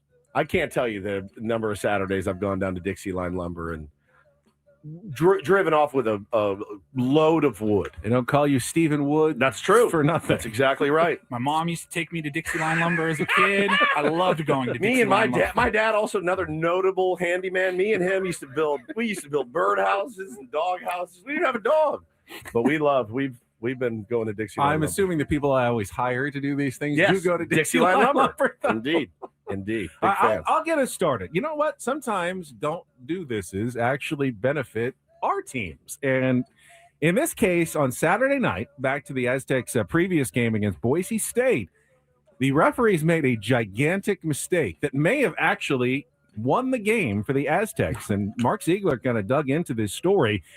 Boise State submitted the video afterwards, and it turns out they were right. I don't know if you remember, but in double overtime, Jeremiah Oden picked up a foul, and he raised his hands and went, "That's 5," and walked off the court because he knew he had fouled out. That was the 5th foul. But when they checked with the scorer's table, the official scorer only had him with 4 fouls. So Dutch put him back in triple overtime, where he hit a big 3-pointer, ended up being the margin of victory for the Aztecs in that game. Well, when they went back on the tape and looked and analyzed it, they realized that on his 4th foul, the official came over, and instead of doing 2-5 for Jeremiah Oden, he's number 25, he just did 5 for Farrell Compton. And so the scorer wrote it down as a Farrell Compton foul when it was really a Jeremiah Oden foul. So he should have fouled out. Man. But he was playing with 5 fouls in triple overtime when he hit a big 3-pointer. Obviously, Boise State not too happy about that, but there's nothing they can really do about it other than submit their complaint. This is what Leon Rice had to say. Says, "We compete our tails off. Sometimes you have to go against adversity you can't control, but for us to still be worrying about it, it's useless. It's the L in salmon. What does it do? It does nothing. Salmon. So move on." I like that. It's the L in salmon. What does it do? I've never heard that. I hadn't heard it either. That's a great quote by Leon Rice. It's real. I'm gonna file that one away. the Guys, Ellen it's the salmon. Ellen salmon. What does it do? Nothing. Right. Brilliant. Unless you want to kind of say salmon. Salmon. Salmon? Salmon. It's not salmon. Nobody ever. No, it's salmon. Salmon. Yeah. Salmon. No, nobody says salmon. There's a little bit of. No, there's not. What's the disease you get when you eat raw pork? Salmonella. Those are two different Salmonella. words. They're No, different. salmonella. It's not two different things It's two entirely. different things entirely. You don't go like fishing for salmonella. Actually, I think it's trichinosis, so it doesn't. Oh, really is matter. it? Salmon. I mean, I don't know if it's a regional thing. Like I grew up in Washington. We got a lot of salmon from Alaska and you can catch it right there in Washington as well. But my whole life I heard salmon, but Salmon. I'm sure they could have pronounced it differently in other parts of the country. Salmon. It's salmon. It is salmon. Salmon. The L doesn't do anything at all, though. Well, I mean, Sure.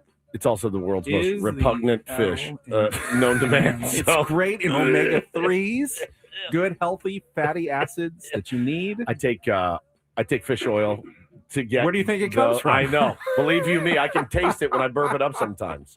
But it is absolutely repugnant. So anyway, Aztecs caught a major break, Huge break. in that game, and this is actually part of a larger issue. The officiating in the Mountain West, and Ziegler has written about this, has been insanely bad the last couple of years.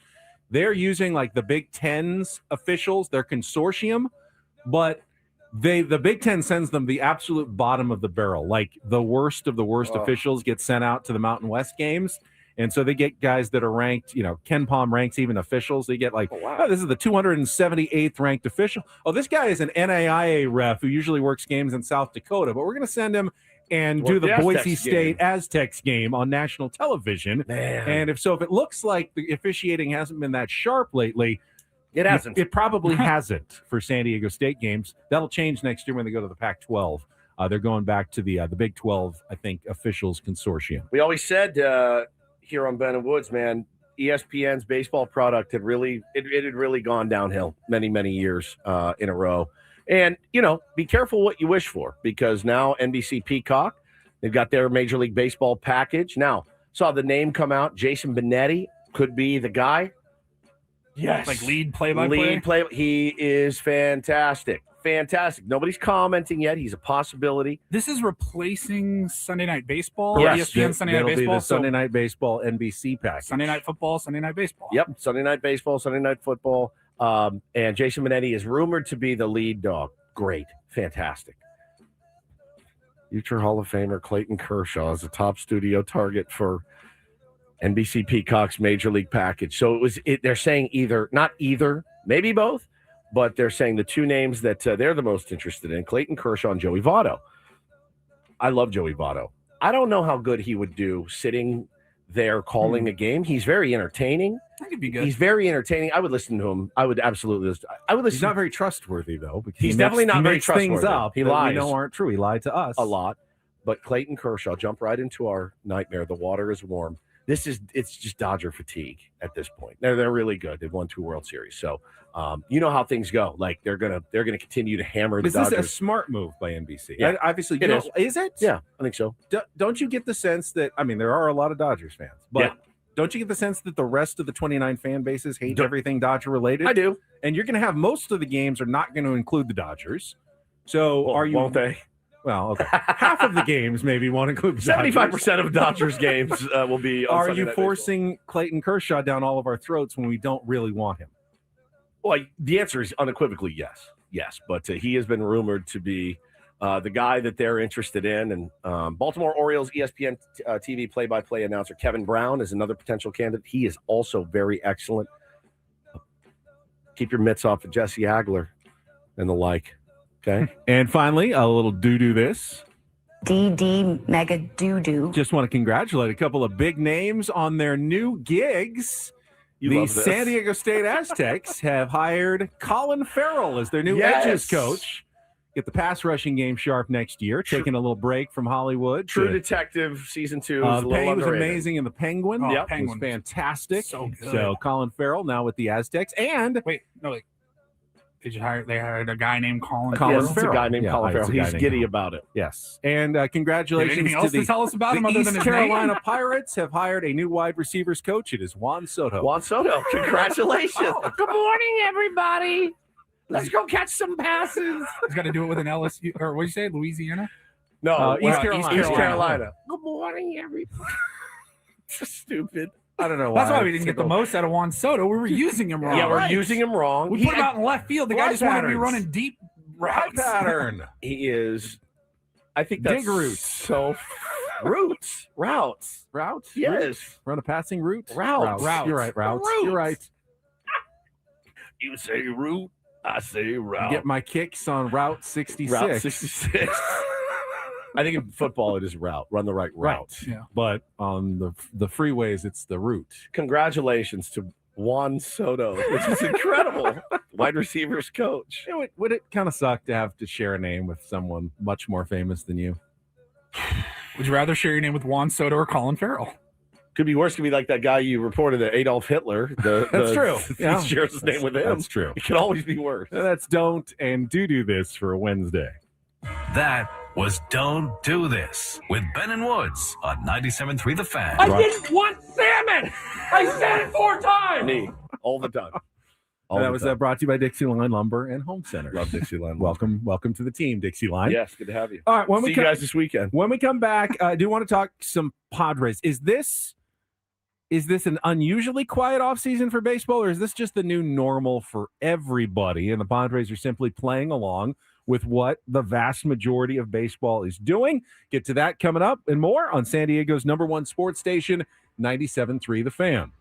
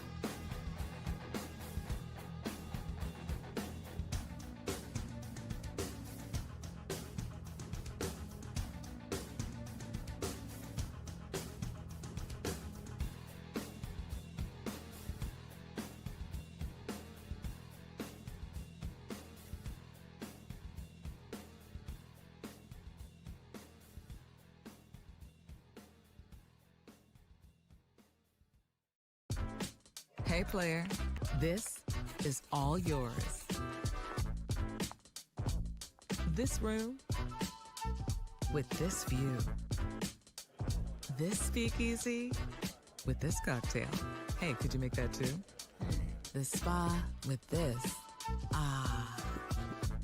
And this pool on this roof. This is all for you. The all-new Hamul Casino Resort, now open.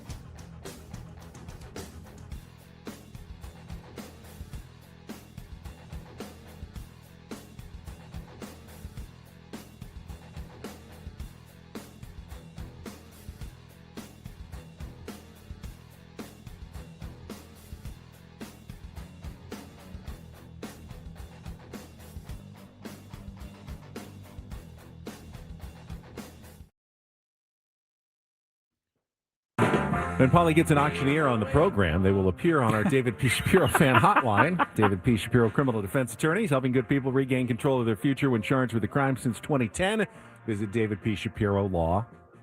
I would love to get an auctioneer on the show and just talk to him about, like, how did you learn this? When did you decide this is what I want to do? Why did you decide to do this? What happened where you go, oh, there might be a future for me in this? I can do. I've worked with one. Her name is Anna, the auctioneer. She's fantastic. I've done a few different events. Do they all go fast like that? Yeah, she does. She's incredible. Like, just to watch her work is it's magnificent to see it. And the thing is like every time I've ever done an MC gig, and they've said, oh, and you'll be doing the live auction. It's the most panic-inducing thing of all time. I've done many of them. I can't, but stand I don't it. really try to do the super. No, speed me talking. neither. I just didn't want to do it. So the last one I did, they hired this auctioneer, and she was fantastic. Like, really, really good. Down 50 here, down bit of 51, $2, 3 here, down to the 4, down 5 here, pum to the bit of 56, $7 bill, pum to the bit of 58 on 9, pum to the bit of down 60 here, down 1, pum to the bit of half to get 1 here, pum to the bit of 150 here, down bit of.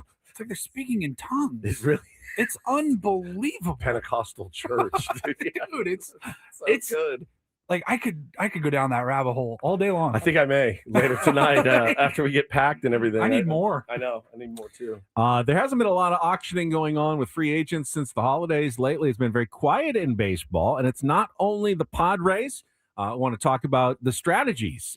Padres, Dodgers as well, right after a check of traffic here on 97.3 The Fan. From the 855 Get Ross Traffic Center, protecting San Diego after accidents or injury, here's Kelly Danick. Speed's looking much better out of Santee, westbound 52, an accident cleared just before Santo Road. Traveling on eastbound King Freeway past Kelton, got a collision blocking the fast lane. I'm Kelly Danick with Ben and Woods, San Diego's #1 sports station, 97.3 The Fan.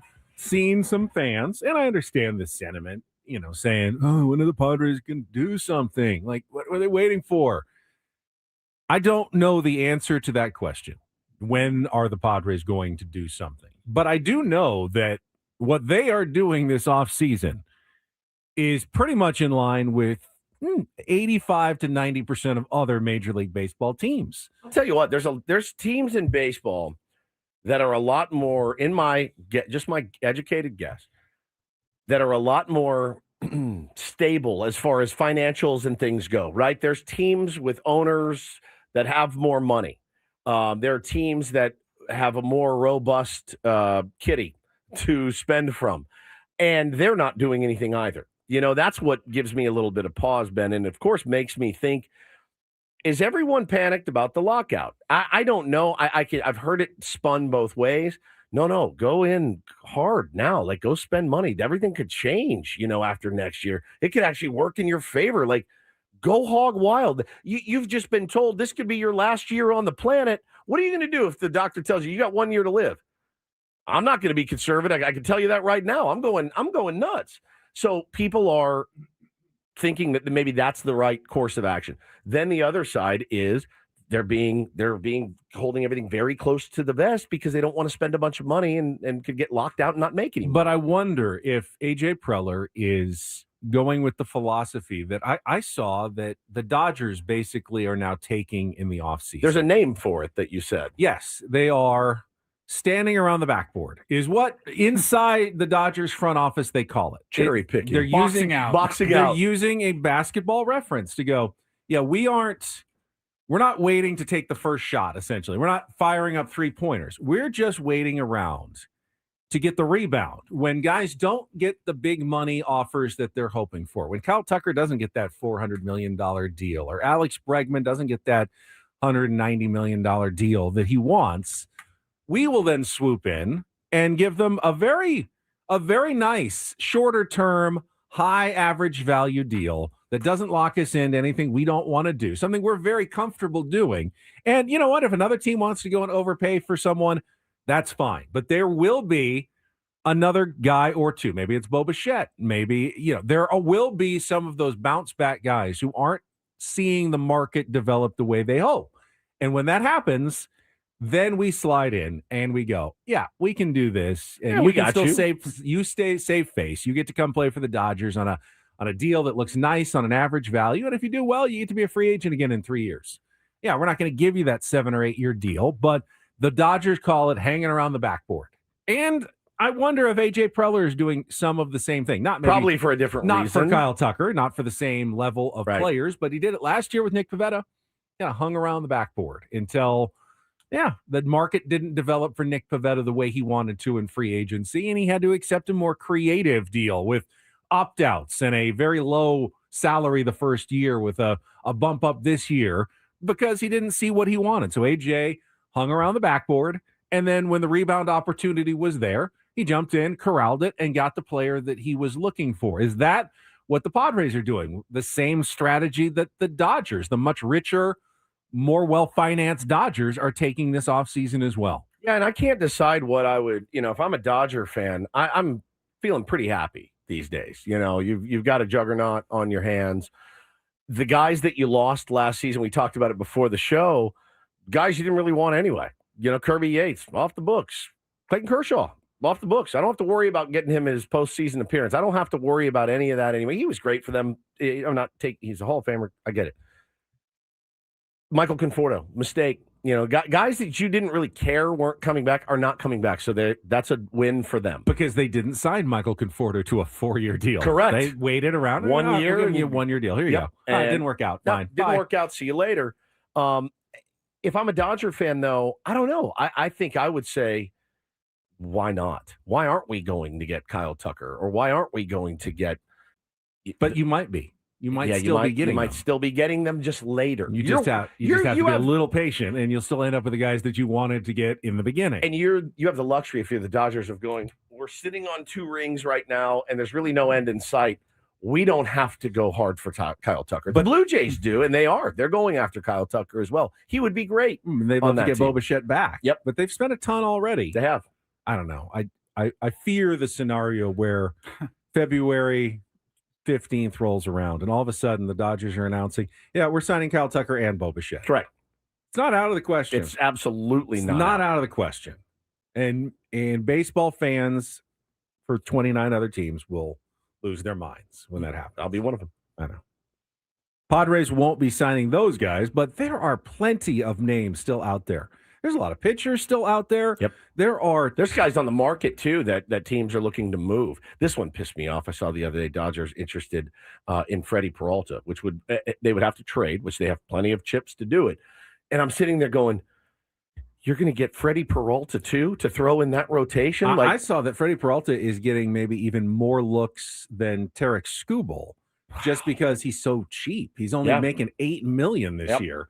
And teams that are on a budget go, yeah, he might not be as good as Skubal, but yeah, for a fraction of the price, even for 1 year, we can fit that in our budget, and all it's going to cost us is some prospects. Yeah, the Milwaukee Brewers can afford to be patient and sell very high if they're going to deal Freddie Peralta. Dodgers are in the top tax bracket in Major League Baseball right now. Anybody, they will pay 110% tax on any new additions to the payroll. 110% tax. The 2 New York Yankees are just shy of the top, or the Yankees and the Mets are just shy of the top tax bracket. 110%. So if they sign a guy for $10 million, they're paying $21 million total? Correct. Total. It's pricey business. You want to own a baseball team, right? So you want to own a baseball team. I just hate that that's such an easy one for them still. They're like, right, whatever. No problem. And the Padres are very close as well to paying not 110%. I think the first level is only like 20%. So if they signed a guy for $5 million, they actually have to pay $6 million on that for the total of luxury tax as well. But Padres aren't exempt from that either. It's going to be interesting. The CBA is going to be one of the most confusing. It's fraught with peril. You're panicked about how it's going to go. You're panicked about how long it's going to drag out. I don't feel that way. I think once it's done, I think we'll be happy. Right. I do. And it will be settled at some point. Whether it's going to take way too long or it's just going to be those panic-inducing months leading up to spring training, I don't know. But baseball will go on. The baseball players want to play baseball. Baseball owners want to own baseball teams. Yeah. Baseball will go on at some point. We will be mad about how it plays out, but there's no way there's not going to be a new world order. No.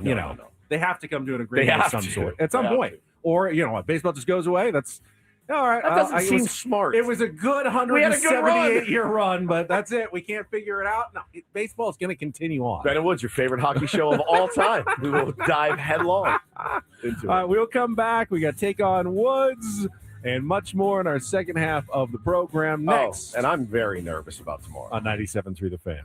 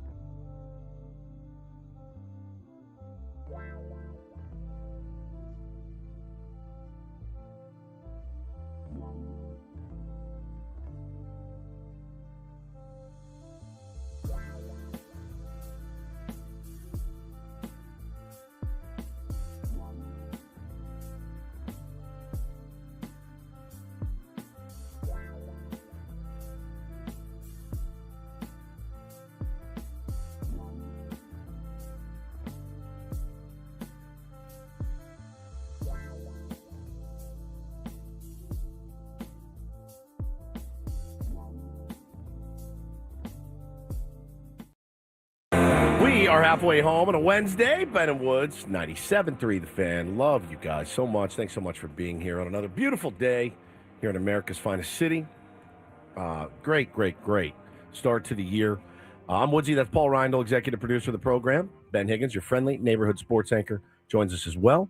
And Ben just blew my mind, actually, with something that I'm struggling with. I think, Paul, we were all kind of talking about how we don't feel super rested, right? We've talked before on this program about sleeping and things like that. And, you know, it's one of those things I tell my wife, I go, man, this is probably what's going to be the death of me, because everything you read, every medical study is you need 7 hours of sleep, like at a minimum a night. I don't get it. I don't get anywhere close to it. I get about 4 to 5.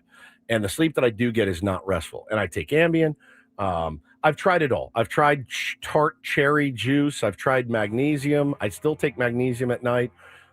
I just can't get a good night's sleep. When we were on break, I was getting 4 to 5 hours. Again, I was up every day at 2, 3, 4. I don't know what it is, but I don't want it to be the death of me. I got to figure it out.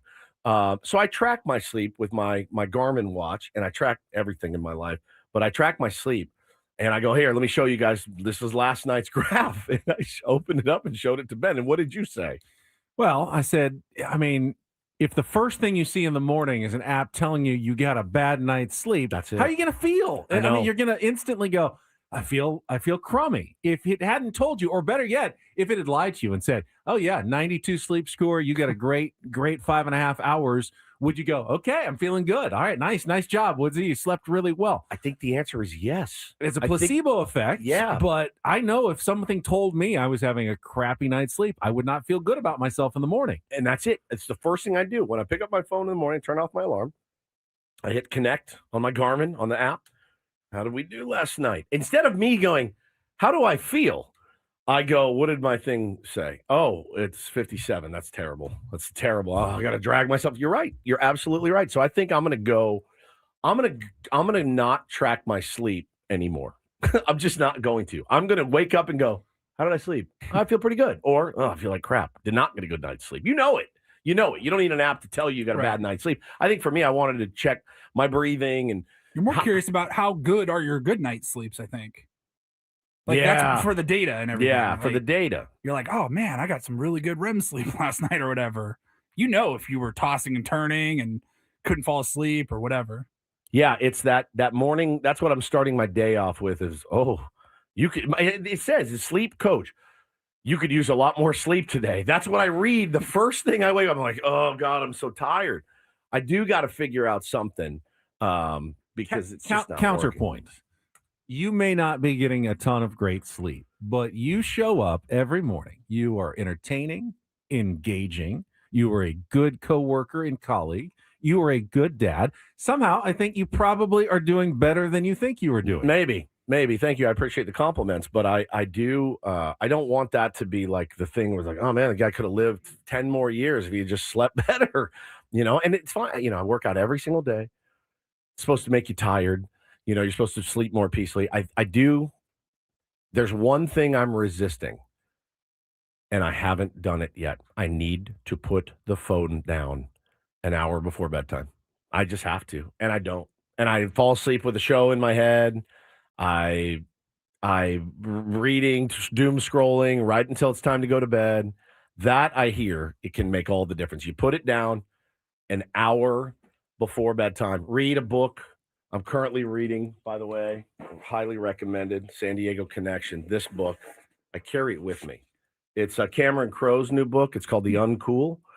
It's all San Diego. I mean, it's incredible. And it's such a good book, Ben. I'm reading it like 2 pages at a time because I don't want it to stop. It's such an easy read love that I'm like, oh no, I'm not gonna read this in 2 hours, which I easily could. I'm reading it like literally a page at a time. I'm like, oh, it's so good, I'll put it down. Savoring it. So I think at bedtime I need to put the phone down, resist the blue light, as they said, and then read a book, and I think I'll sleep better. Do you dream? Yeah. Okay, well that's good sign because I'll tell you, I never tracked my sleep, but before SD fat loss, when I was heavy and I was dealing with sleep apnea, I woke up so much in the night, I never had any dreams. I never got to that stage where I was in REM sleep, and I felt terrible, and I knew I did. I didn't need an app telling me. I felt terrible.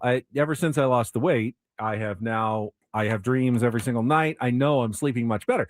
Do I sleep enough hours? Well, of course not. We get up in the morning at 4 in the morning every single day to do this show. So clearly there are more hours that could be slept, but I feel good that the sleep I'm getting is quality, and I feel much better than I did a few years ago. So if you're dreaming, I think you're probably getting some quality sleep no matter what your watch or app tells you. This is interesting. I just got a text from somebody that's listening. I don't know if they wanted me to say who they are, but they know. It says, tell Woods to get kiwi at Costco and eat a couple of those before bedtime. They will help you sleep. I have been Really? eating kiwi. Really? I just bought some last week. I've been Paulie. There's nothing out there. Woods won't try. There's nothing out there I haven't tried except for heroin. It's like literally, I'm not going to drink. Have a couple of drinks before bed. That's I've never heard of kiwi before bed. Yeah, I read about it. I tried it. It's delicious, by the Is way. it not helping them? No, nothing's helping. It is fantastic. It sounds like something someone completely would make up. Going, oh yeah, what helps you get kiwi? A big kiwi. Kiwi is the key to a good night's sleep. Absolutely. I mean, maybe there's some chemical or property in it, but not everything works for everybody. You got to find a routine and a regimen that works for you. Yeah, I know you're willing to try everything. Yes. Have you ever tried nothing? Yeah, that's like the most panic-inducing. Really? I will sleep for 4 minutes. 4 minutes. If I don't take something or think about it, there's no way. There's no way. And I think, by the way, the chemistry of the Ambien has changed, or my body's gotten used to it, because you're out. And now I'm like, oh, cool, 3 hours of sleep. Awesome. 3-4 hours of sleep. I got to get something figured out. I get a little rest in the afternoon, which is nice, but you got to give your body time to recover and things like that. And I just don't get enough of it. I don't. Now I feel bad. He complimented me so much, Paulie. I feel bad for what I'm going to say next. Oh yeah, you said you're nervous. So 24 hours from now, you guys will be gone on the road heading to fantasy camp in Arizona. Mm-hmm. I am going to stick around to finish out the show for our tier ones because I care about our audience. Oh wow. No, I'm kidding. You guys have to get there to set up so we can have a show on Friday. Correct. Get our equipment there into the facility and everything. Yeah, they close at a certain time. Yeah, exactly. If we don't get there, so you guys got to get there. Fire drill. I appreciate you getting that set up so I can just roll in on Friday morning and do the show. But I'll get there later in the day and we'll hook up for dinner. And Major Garrett's going to be there, and we're looking exciting. But at this point tomorrow, you guys will be gone. Yeah, we'll be on the freeway. Yeah, we'll be on the road out of here, and you'll be in here. Just you and Adam. With Adam, correct. Adam's going to be jumping on the board. Yeah, we'll tag team out at 8:00. Can I ask you a question? Mm-hmm. What are you going to talk about for 2 hours without me and Paul and Adam? Yeah, without us. Without and with us plus Adam. So I'll be sitting here with my boss for 2 hours. Like, have you talking about anything that makes my boss happy? Georgia football. Atlanta Falcons. The football. Hawks. I don't think that's going to make him happy right now. Georgia lost. What are the Braves doing this Who offseason? should Atlanta hire as their new head coach? Would be a great topic for Adam to discuss. Oh my God. I'm going to have to call the Peoria Complex. We're just going to have to be there late. Just come. We'll just come late. Stay open. Stay late for us because. So I'm. Have you and Adam had one conversation? That's the thing that I one want text to know. message exchange. Has anything been discussed of hey, what do you want to do tomorrow? No. You're literally just going to wing it with Adam. I didn't say that. There could be some thought put in later today. Is it because of this segment right now that there'll be thought put in later today? How much of it's true? Had Woods not brought this up, not brought it would up, you guys we'll have probably have a Klug report at 9:00.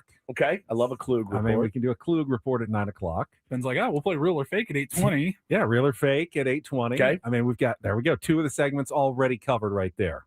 I'm nervous. Should I have him? We could have him. He's got a extensive Rolodex. Yes. He's got an extensive Rolodex that you have no interest in ever looking up. Correct. Hang on. Adam books mystery guests. I like that idea. I love it. Let's just see. I get an interview. See what he can do. We see what Adam can do. He used to be the producer for, Dan Patrick, national show. Well, it's funny. What would he do? Was he with Dan Patrick? I thought Darren was. Oh, that's Darren right. was Dan Patrick. Darren He was was with Dan Doug Patrick. He was Gottlieb. with Doug Gottlieb, but he used to produce like national Kind of a radio. step down from Dan Patrick, if I'm being honest with you. But still produced national radio, worked at ESPN.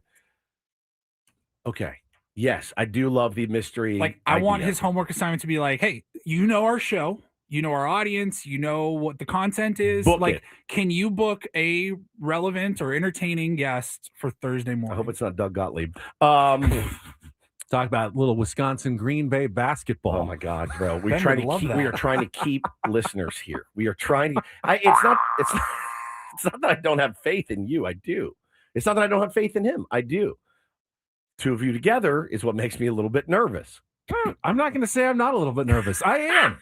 I am a little bit nervous about the experience tomorrow. I've done a show with Adam before. Have you? Yes, just me and him. I wanted to die. I'm not being. You know he can hear you right now. Yeah, I'm not. You know, I'm a creature of comfort. If I don't look over and see Paulie there and you there, I automatically am spun out. When I looked over, I just saw the top of his little head. He's tiny. You know, it's a like contract Darren. year for us. Yeah. Saying that spending 4 hours with your boss Made made you you wanna want to die is not necessarily the best tactic to go with. I tell it like it is, and I'm going to. It was the worst radio that's ever been done with me and him when it was just the two of us. Well, there. I've got a bar then. Yes. Honestly, clear. it can't be worse than that. You're such a pro, and he's such a pro. But I did hear the afternoon show's promo. I did too. They're making him eat ghost peppers. Adam's skill apparently is handling spicy foods. Remember, he did the Thai 10 Thai spicy 10. with no problem Zero. whatsoever. So they're upping the ante and seeing if he can handle the ghost peppers. So they're bringing in ghost peppers to the studio, and he's going to eat them live on the radio, which I'm all about. I heard those things can like hurt you. Will he be able to even do the show tomorrow That's the morning other if he's thing. eating ghost peppers this afternoon? I love that he's now stunt boy on 97.3. He's like, and how many bosses would do that? Most bosses are like, I'm the boss.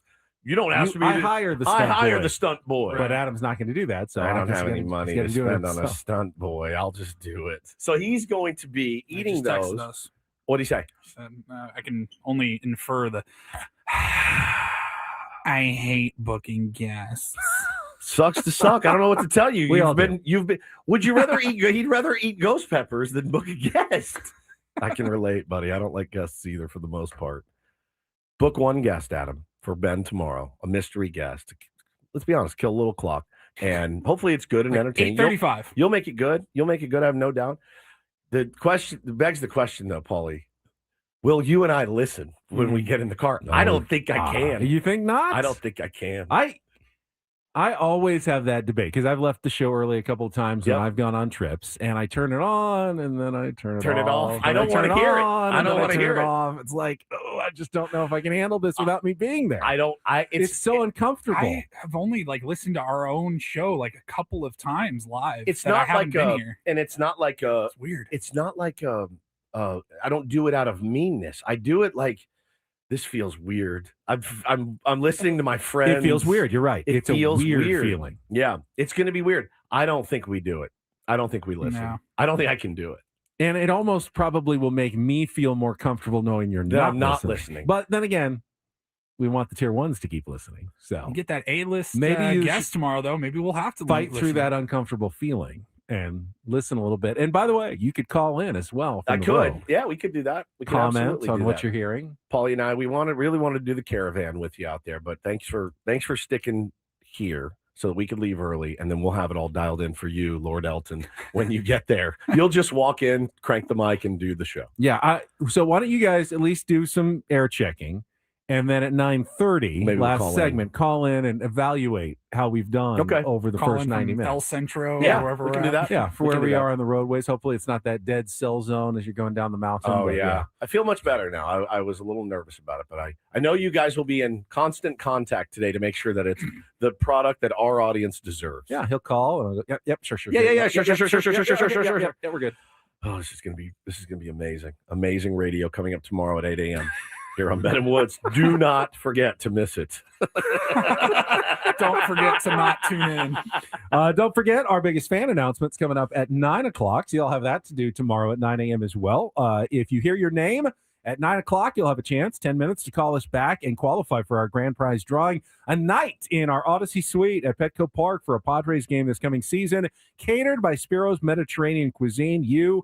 20 tickets, and the fan staff stopping by as well. To register your name to win, just go to 97.3thefan, sd.com/biggest fan, and you can get your name into our contest. All right, when we come back, speaking of contests, take on Woods, music, movies, or TV. I've replaced our TV category with a new option. If you want to call in to try to qualify for our grand prize trip to Las Vegas, do so now. Again, 833-288-0973. We'll play our game coming up next year on San Diego's #1 sports station, 97.3 The Fan. Well, I was just talking about how SD fat loss may have saved my life by tackling my sleep apnea, because I get so much better sleep after I lost my 40 pounds in 60 days. If there was one thing that was the most life-changing, yeah, it's fun to look better in the mirror, your clothes fit better, all that good stuff. You feel better, more energy, but my sleep, that was the biggest thing for me because I now sleep so much better thanks to the weight I lost and the fact that I've been able to keep the weight off. First time I've done any weight loss program that it's lasted more than a year. But now 2.5 years, almost 3 years going strong. You can do it as well. Sign up today and you can still take advantage. Special extension of the New Year's sale.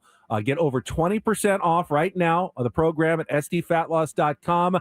They would love to have you. The new year, the new you, your chance to do what I did and just kind of reset your life completely. Lose up to 1 pound of fat per day, 10 to 20% of your body weight in 60 days with no injections, no exercise necessary, and you're just eating real foods. You can do it. I did it. You're the next success story by going to sdfatloss.com. Schedule your free consultation today at sdfatloss.com. Results may vary.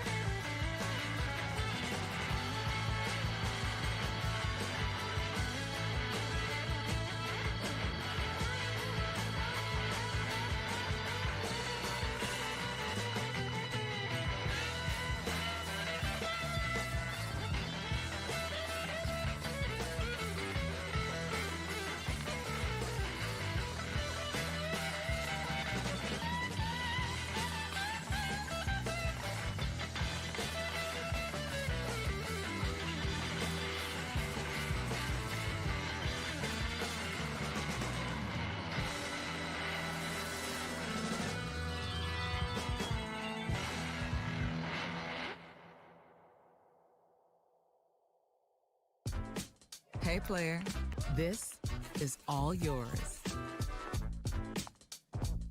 This room with this view. This speakeasy with this cocktail. Hey, could you make that too? The spa with this. Ah.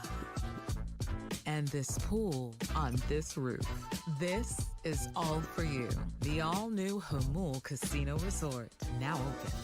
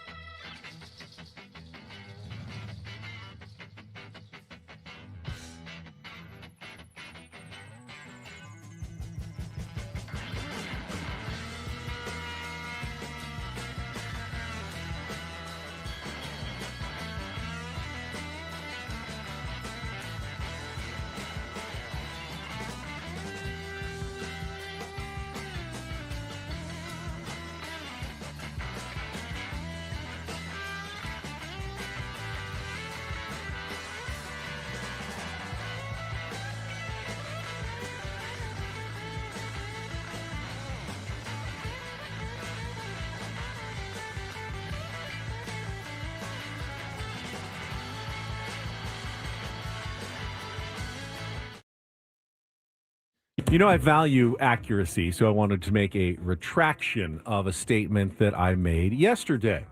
Remember when I told you that I believed SDFC was going to begin their training camp later this week? Yes. I was wrong. They already started. Yesterday All right. was the first practice of the new year for SDFC. They reported over the weekend. I got an email going, oh, yeah, they're good to go. And Mikey is going to talk to the media on Friday, and they got the preseason schedule. It's soccer season, San Diego. We're back. It was 3 weeks ago. The long off season is finally over. Oh, God, what a grind it was to get through that off season. Just count the minutes. Open a couple of presents and a new soccer season starts. It feels like the last time I was watching it was like 6 whole weeks ago. When's the first game? So the first actual, there's a couple of preseason games later this month, and then the first actual game against Pumas in the leagues, what is it, the Leagues Cup that they got into, or the CONCACAF Champions League, is early February, like February 3rd, I think. So less than a month away from the first game, but they're already back at their Sharp Performance Healthcare Training Center practicing and getting ready to go for a new soccer season. That is truly, truly incredible. I would say they're doing it the right way.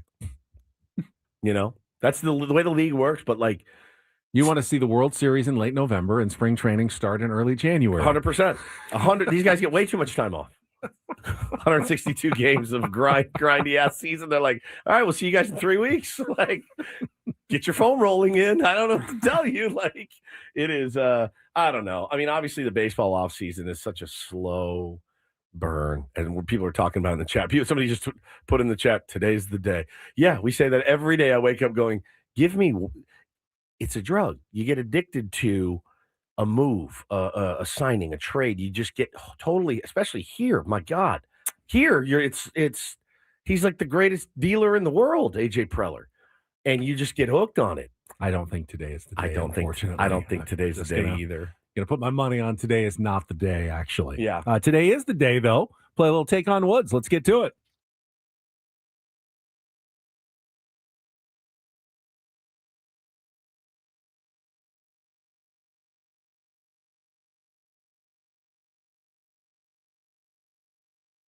Take on Woods, brought to you by Bail Alarms. Security and fire alarms for every business. We got you, and we got Patrick.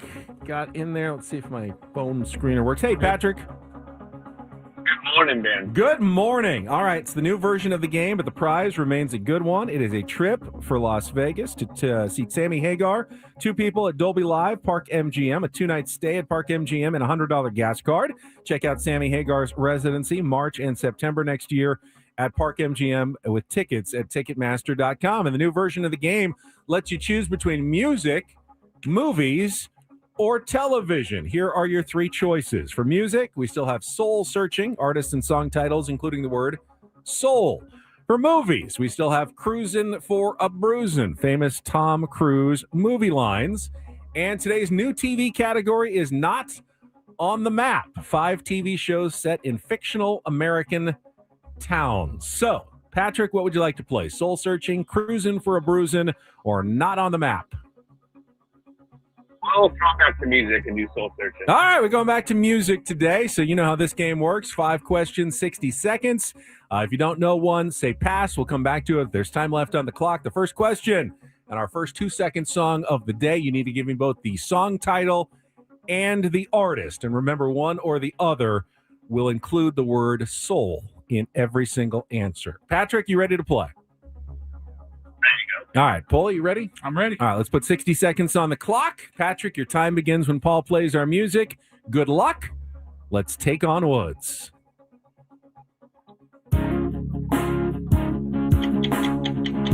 That's Shine by Collective Soul. Correct. Which song, written by Isaac Hayes, was a 1967 hit for Sam and Dave? In 1978, the Blues Brothers also charted with the same song after performing it on Saturday Night Soul Live. Man. Correct. Which Minnesota band won the 1993 Best Rock Song Grammy for their hit Runaway Train?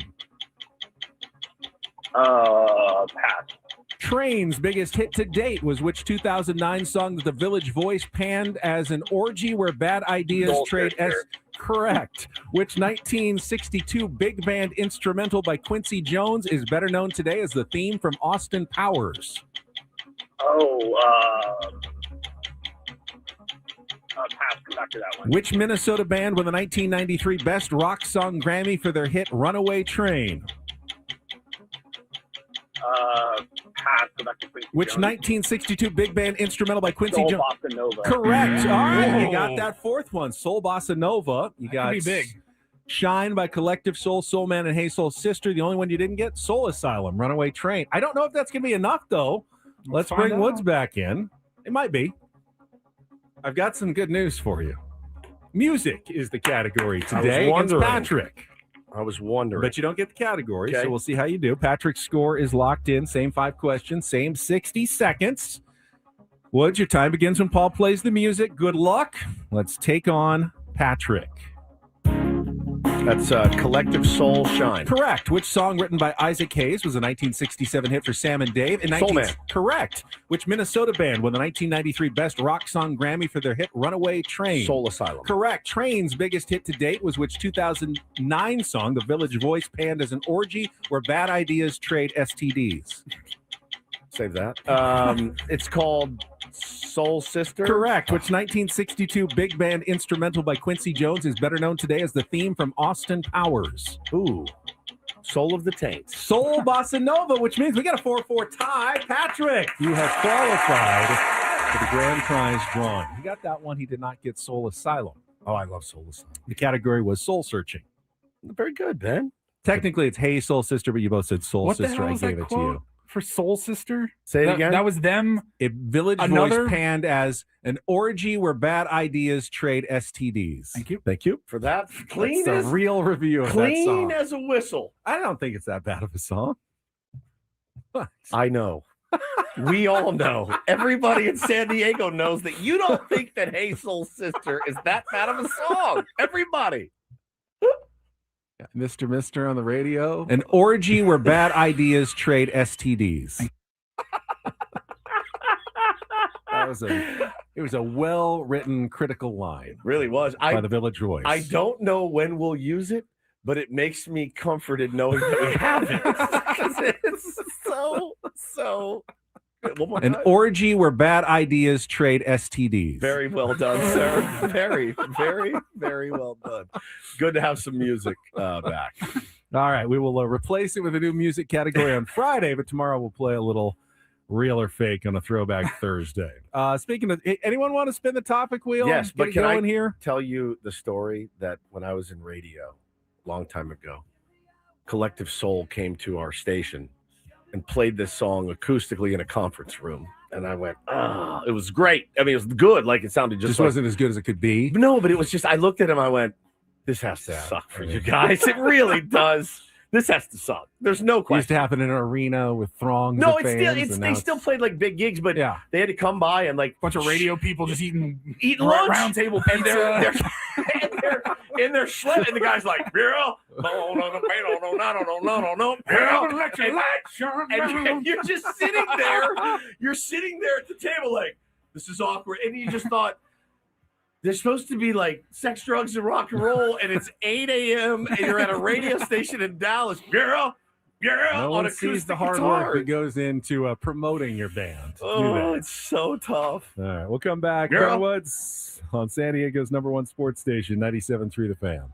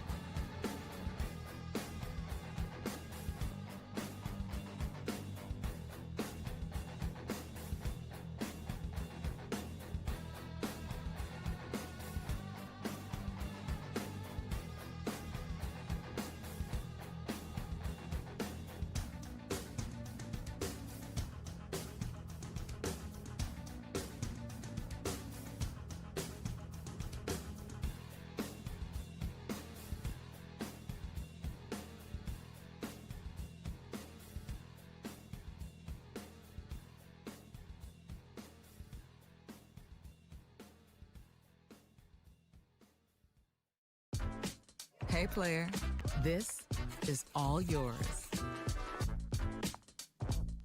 This room with this view.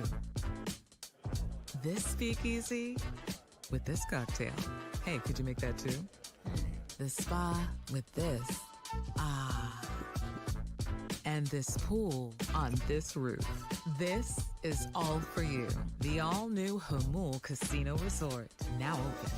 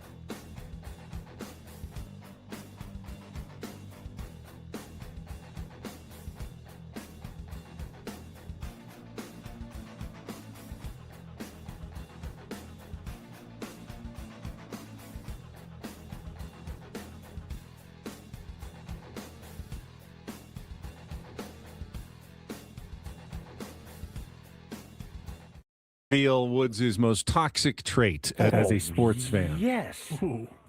And you know what it is. I have too. a lot of them. No, I think this is definitely your most toxic trait. Is it as a sports toxic? fan. Oh, yeah. Is it? And you know it. You know it. You even complain sometimes when other people do it, and then you do it.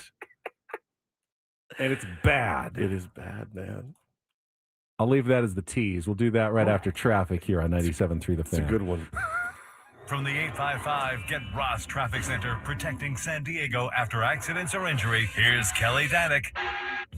A couple of problems along westbound 8. One is an accident just past Fletcher Parkway. It's blocking the fast lane. Up ahead, Fairmont on-ramp to westbound 8. Got a collision. Also traveling on southbound 805 just past 43rd. Reports of a vehicle that wound up in a ditch over to the right shoulder. Somebody dropped their toolbox on the Coronado Bridge heading off the island just past the old toll plaza. That person's going to get to their destination and go, uh-oh, got to go back. Hopefully they're listening to the station. Maybe they'll know where to find it. I'm Kelly Danick with Ben and Woods, San Diego's #1 sports station, 97.3 The Fan. I'm sure they're listening, Kelly. They will go back and pick up whatever they dropped. There's on the toolbox. Toolbox, right? I dropped my toolbox so many times. Just go to Dixieline Lumber and get a new one. Exactly. Toolbox. So during the break, Woods excitedly Please. Yeah, I didn't say you could share this. His IG page. The account of one J.P. Sears, Padres pitcher, posting a video, I a am clip of such a him loser. working on. I am such a loser. Working on a bullpen mound and throwing what was admittedly a nice looking cutter, nice movement, Really nice. good ride into the arm side ride they call that, Yeah, because arm it's side. going into a left-handed hitter. Oh, it's dirty. Very nice looking. And you admit it, like you love it when you see pro athletes, Oh, especially God. Padres, posting videos of their workouts in the off season, as if that's going to change anything at all, as if the guys who aren't posting aren't working out just as hard. Tell the other part of it. Or harder. That And then when they post a video of them doing something fun, like they're out at a concert or something, Woods is like, oh, they should just be getting back in the cage or getting back on the mound. How or dare this show idiot. show you lifting weights or something. That's Oh, all you cool. want to see. You're water skiing again. I'm shocked. I'm shocked. I had no idea where you were going with that tease that entire time. And holy crap, are you spot on, Ben? They're allowed to do both. Work see, out and have a life. And if they I'm want to post about either or, it's We had fine. one recently where I sent you were bitching about somebody posting too many stories like that, like where they're just relaxing, enjoying their off season, and then I send you one of them in the cage, and you go, "He's barely swinging," and I go, "What? You want the eye wash? Right there it is." And you're like, "Nah, he was barely taking a full swing." I'm like, "What is wrong with you?" So much. First of all, it's a social media clip. JP Sears, again, really good pitch. I'm sure he picked that one for a reason because it looked really good. Looked nasty. The one before might have been an 83 mile an hour hanging curve. Didn't post that one for the internet. He looked good though. I get it. I'm also the guy. Doesn't mean he's going to have a great season just because he posted that pitch you liked. Listen, I'm also the guy that's like, during the season too, I'm like, hey, these guys need lives. Leave them. You know what I mean? Yes, you are. I'm an idiot. I get I it. said you totally know you do this, and you know it's not fair. I know it's wrong. I know I'm wrong. I know I am. Can we just accept? I'll like. There he is. The Incredible Boomer is back. You're right. Like, yes, you're all right. All of you, right. You're right. I get it. I'm sorry. I don't know what else to say other than you got me, and I'm sorry. Yeah. Like I mean, you're owning it. I will say, You own it. I give I'm you that. more protective of them in season than I am in off season. Does that make sense? Yes. Because I am. If I see the guys out having dinner, I'm like, good, go. You got to get away from the game for a while. In fact, I don't need to see you grinding. I do need to see you grinding in the off season. I do. That's the time to grind. After yet another embarrassing playoff exit, I want my guys eye washing me to death. I want them in the cages.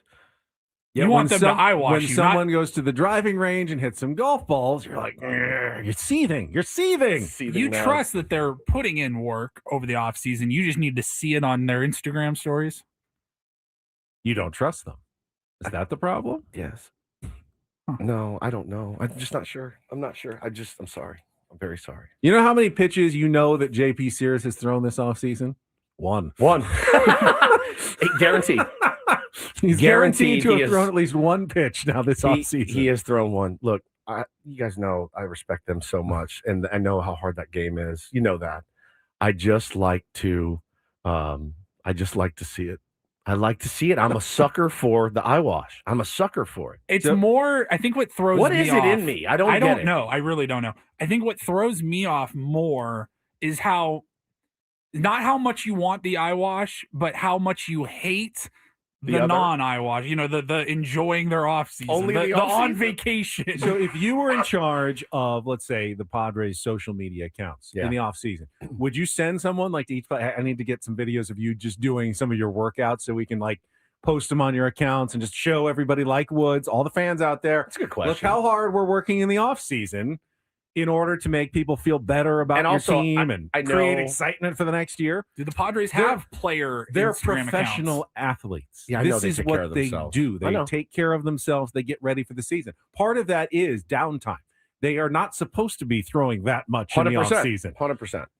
So you don't want them like, if you saw a pitcher posting workouts every single day of him throwing 98, you'd go, Your guy's gonna have Tommy John surgery in about a month. I get you can't do that. I'm the worst. I totally am, and I get so suckered in by all of it.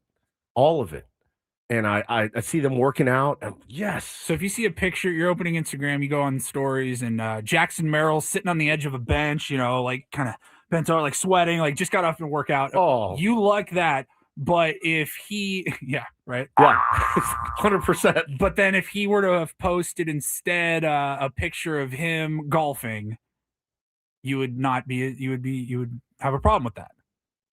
Not a problem. I saw Mason Miller dressed up. I think he was at a friend's wedding. Obviously, he's not preparing enough for the season. No, it's unacceptable. If he blows the save in the first week, you're like, how was that wedding? Is that wedding good? You have a good time? No, obviously not. You should start DMing these players and letting them know. Never. I'll just say it live on the radio. It's more. I would say for me, it's equal. It's equal parts of like, ooh, I love to see these guys working at their craft because they're the 1% of the 1%, right? I love watching guys hit in the cage. I think it's the coolest thing ever. Cage bombs to me, I'm like, yes, violent swings. It looks great. Taking ground balls. I love it. I love baseball. But it's I want the thing, like I asked it at the end of the year, do these guys hate losing enough, right? And that stuck with me for a while. I want to make sure that they hate losing. That's it. I just want to make sure they hate losing as much as I hate losing. And everybody else in the Padres fans, want them to win. Stoked for spring training now. All these player interviews. Yeah, it's going to be like, hey, I did an audit on your social media. It wasn't great. A rough offseason. It looks like you got to go. All that being said, it was a pretty sexy picture of JP Sears. I told you, like, that's what gets me so excited is watching that pitch. I go, oh, God, the cutter is. Ruben just said the cutter was nasty, and it's nasty. It looks nasty. Looked nasty. It really did. It did. It looked really, really nasty. So, sorry. I know I'm the worst. It is it's the worst thing about me, sports-wise. All right, we got a few more minutes this hour. Paulie, you have reloaded the topic wheel, I hear, with new questions. Topic wheel is good to go. The magic topic wheel is back. Whoa. Actually, the more questions you have, the more ticks there are. It's a little jammed up, yeah. Oh, this is a good one for you guys. I cannot participate in this one, but the question is dad strength a real thing? No. Really? Yeah, it is. Strength is probably not the right word, but will. You've heard heard the expression forever, like, baseball player finally have their first child. You're like, oh, here comes that dad strength, right? Yeah. Oh, 100%. You're expecting nukes. Okay, so no, becoming a father does not make you hit more home runs. No. But if your child needed something or was in danger, God forbid, you could lift like a horse. Yeah, you could. I mean, you really could. We had a story last night. It was incredible. It was one of those cold places where the lake froze over and like 12-year-old kid walks out on the ice and it falls through.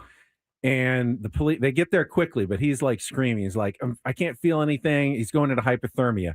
They toss him out like the rope. He says, my hands are too cold. I can't even. So you see these cops, these officers, they're like crawling out there to try to get onto the ice, but it starts cracking and he goes down and he just breaks through the ice. He's like, it's up to like his waist, but he's like just breaking through to get to them, puts him on his shoulder, and then the other guys come in so they can like get him and take him on and pull them all up. It's like amazing what humans can do when, something big, something important like that. And when it's your kids, you find that strength that you need. I lifted a Toyota Tercel off of Bo when he was just a little young buck. I haven't told you guys about it, but threw out my back for a while. Paulie, it's more like Dominic says, it's more dad determination. That's the thing that days you felt like I can't get out of bed today. When you have kids, for me at least, I was like, yeah, I've got to get out of bed. I got to go kick some ass today because my kids deserve that. And there was a guy that was the main character on Twitter last week. Did you guys see this over the weekend? I actually retweeted about it. And part of me felt bad for him until I went and looked at his other tweets. But he was talking about how much he absolutely loathes playing with his 4-year-old son. He said, and it wasn't like it's an imposition, it's during work, but it was more like, I'm out there, I'm faking it, it sucks, I hate it, and it's hard, he's his son's a 4-year-old, he just wanted to play catch, and he's like, I seethe with rage out there. There are those times where, Dad, can you play catch? there's that pause where you're like, I'm totally relaxed. It's the last thing I want to do. But now, since you said it, I processed it. It's the first thing I want to do. Right. And so there is a determination. If you care about it, you want to go You're out and do excited it. that they want to play with you too. 100%. So that's the great part of it. The hard part of it is like about making that balance between, yes, I'm going to jump at your every whim and cater to every fancy, but also like making sure they know they're loved. In terms of like a pro athlete and they have a kid, keep in mind that they may have a lot of money and they can hire nannies and stuff, but having a kid is exhausting. Yeah. Being a dad, as much as your wife may be putting in much more of the hard work and getting up at nights because you've got a game to play the next day, but you still are going to wear some of that. If you're a new dad, that's not going to help your performance. In my mind, that is not going to make you physically stronger. If anything, it's going to make you tired and more worn out just because being a parent is hard and tiring and it's not easy. That determination is real. So it overcomes maybe the lack of sleep and everything else that, gets it. And I'm sure that parents who are also pro athletes, they find that balance that they need, and it's not easy. Every time, a guy signs, he goes, and I got to thank my wife because, she's there with kids. We're on the road all the time. I've got to get up. I got to do my workouts and stuff. They know how hard it is, but I don't think they're getting better because they had kids. It's potentially worse. Yeah, exactly. Yeah, potentially worse. Yeah. That would always be a concern. Like, wow, Wyatt says, baby at home. Got a 4-month-old every day. I wonder how Gavin Sheets kept going this year. Yeah, it's so true. You got to, if you're a professional baseball player, you got to actually try to time it so that you can get those first few months out of the way in the off season, because in season is brutal. Although sometimes the first few months aren't the hardest as the parent, because the mom has to do all the feeding, everything. And that's the part where you're like, oh, this isn't bad. Hey, how you doing? You good? Good. Yeah. All right. Gonna bring you a blanket. Yeah, get nice. you something. All right. Okay. All right. Well, good night. See you later. Hope you sleep well. He doesn't. I would do it if I could. Obviously I'm not. I can't. Not that I'm not allowed. It's that I'm unable. But anyway, love you guys. Keep trucking. See you in the morning. It's really, really tough. All right, final hour of Ben and Woods coming up. We got our biggest fan contest announcement, name coming up for you, and then Paulie with a Reindl report, including a crazy ending in basketball, next on The Fan.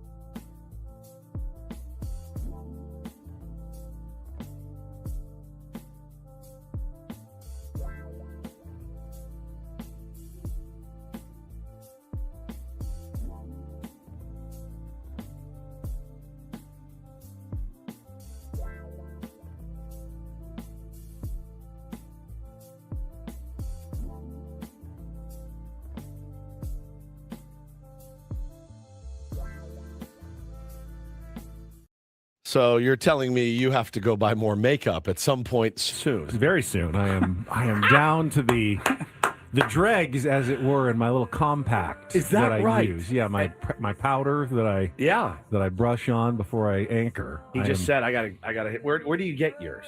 I go to Mac. That's usually what the TV people use. Okay. It's expensive. It's like, yeah, it is pricey. Why don't you order it online? I could. Yeah. It's probably easier. I don't know. Minus the probably. I go to the mall. And, You definitely mall. could, and Yeah. it's definitely easier. it's such a. Probably It's been a while. cheaper. I use Less so embarrassing. I use so little. Honestly, I think it's been 2 years since I've had to get another compact full of powder. When I go to the mall and you go into a makeup store and you look like me, it's a very weird experience. Yeah, I bet it is. Because the people who work there, man, they make up their face. I mean, like, Yeah. they use every product. They're getting high off imaginable. their own supply. They're getting high off their own supply, and they look at me walk in, and first of all, they think I'm there shopping for my wife or something. Sure. And they go, oh, how can I help you? Who are you buying for? And I go, I'm actually "For- on for Channel me. 10 News. I'm buying for me. You might have heard of me. The I'm Ben good news Higgins. is I know exactly what I want. It's just I need Studio Fix NW35, which is the shade powder. Yeah, I'm good. Thank you. And Studio I probably Fix. could use another brush Yeah. after a couple of years, Those brushes wear out. Yeah, well, they're okay, but you don't, I mean, they probably start growing bacteria and stuff. At some Fungi. point that I don't wash it probably as often as I should. I would, And by not that often, I mean Ever. maybe once a year. I would go. I would go right now to Amazon and just order it so that it's here waiting for you when you get back from our It's a good trip. point. You know, Then you don't get to go to Wetzel's Pretzels. Ben sucking on an orange Julius, walking to the mall like, oh look, Sabaro's Pizza. Forever right. 21. Oh, nice. Do you call out stores as you're Yeah, walking to the mall yeah. too? Such interesting names. They Have you are. been to a mall lately? Yeah, There are a lot of interesting names. yeah. I did have to go to the mall a couple times over the break. I had fun. Usually a good. Paulie little and I went recently. We had a jewelry blast. store or something you Yeah. can check out as well. Yeah, 100%. I miss malls a little bit. Yeah, I like. Don't the go mall. to them that often. But for so this one, I think it's probably if would you're be running easy. I low, know. yeah, you can actually just send it to the station too. It's there waiting for you at your cube. I mean, I should just be able to bill the station, but they don't pay for that for us. They don't pay on for makeup? television. No, All right. no. That's Got to buy it myself. It is weird when you say I have to go buy some more makeup. It is. How long does it last? 2 years? I don't know. It's this one's lasted about 2 years. Yeah, Does it get old and probably. expiring? I probably I have believe it very does. old, gross makeup on my face. You can't tell. You do a good Thanks. job. You're really an expert with the application because I can't tell really that you're wearing It's about like a phone conversation for me. it. Yep. Sure. Done. That's it. Done. Out. Beautiful. Like I don't have makeup here, so my ring light makes my face a little bit shiny. That's all the makeup does. Is just Yeah. takes a little bit of that Takes the shine shine out. off Girl. my face. Yeah. Everyone let your light shine, All right, girl. before we get to the Reindl Report, it is time to announce today's biggest fan. If you are our name, you call in within 10 minutes at 833-288-0973 to qualify for the grand prize drawing. 20 tickets for you and your friends for a night in our Odyssey suite at a Padres game with all the fan staff, and it'll be catered by Spiro's Mediterranean Cuisine. And this morning's name is Sean Davis. Sean with an A-U. Shaun. Davis. Sean. Shaun. From Fallbrook. Sean, you are on the clock. 833-288-0973. Good luck. We'll keep an eye out for it as Paulie gives us some Reindl Report headlines. And get things started here with our today's edition Oh, of the boy. Reindl Report. Now tuned into the greatest. Welcome to the Reindl Report with Paul Reindl. Hi, Paul. All right. 2 stories from the world of sports that we haven't gotten to yet. We'll start off in Major League Baseball. And 1 story that you didn't know you needed. Are you laughing, biatch? It's the Reindl Report Hey, Paul, how you doing? Okay, how are you? on 97.3 The Fan.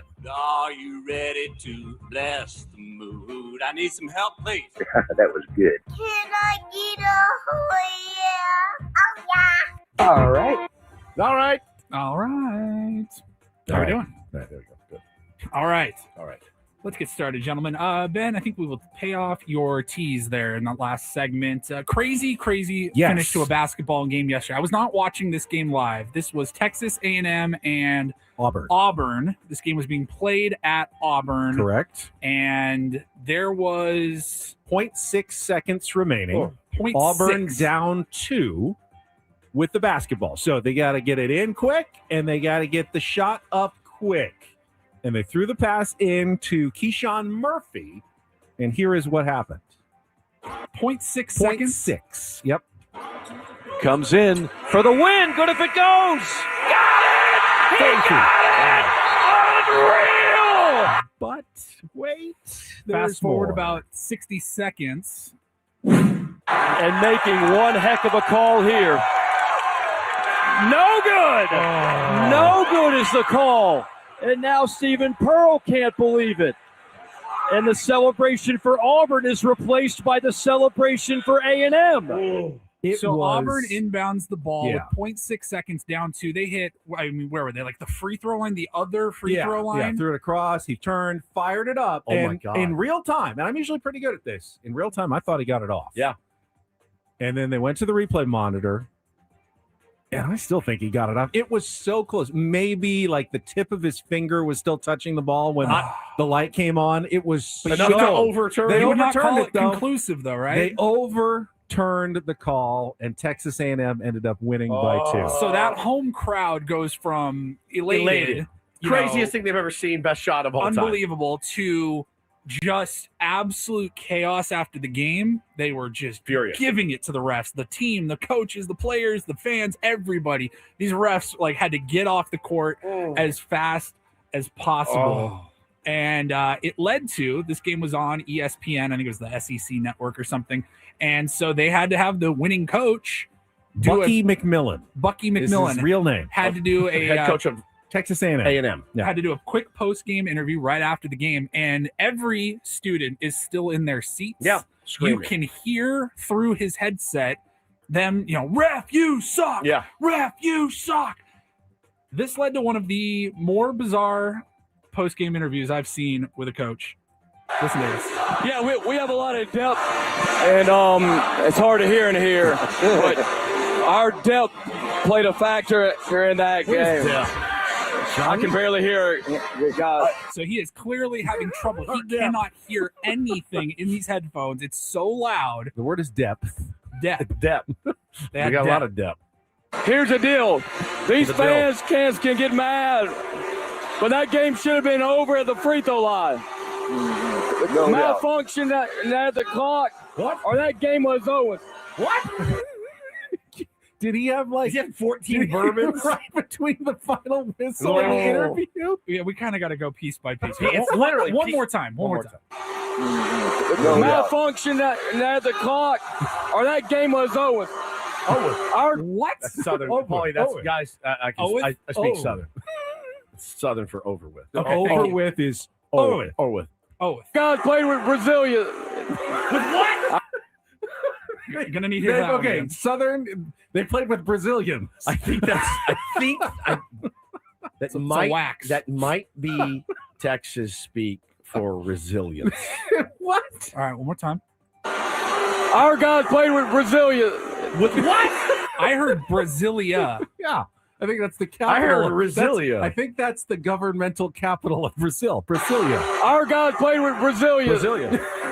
I can't hear. Yeah, no, can't hear you guys. You're good. And he just called me. I can't hear. Okay, so just because you can't hear, does that mean you can't talk anymore? Our guys played with Brazilian. I can't hear. Yeah. So if the Padres lose a close one, that's what we have to play. Well, our guys play with Brazil. That game. I can barely hear it, guys. Here's the deal. These fans can get mad. Fans can get mad. But that game should have been over at the free throw line. Okay. Malfunction at the clock, or that game was over. Our guys played with Brazilian. I can't hear. Yeah, no, you're good. Paulie, set a notification for every one of their going names. in the losing Padres recap. Yes. this Oh, yeah. year. Our guys play with Brazil. In the crap up. Yeah, the crap up. Oh, yeah, Bucky McMillan. Oh. Our guys were brilliant. It's like when he said, like Dominic says, when he goes, hey, great job. Actually, he won though. He's happy. Maybe that's in the winning recap. I don't know. Our guys play with Brazil. I understand.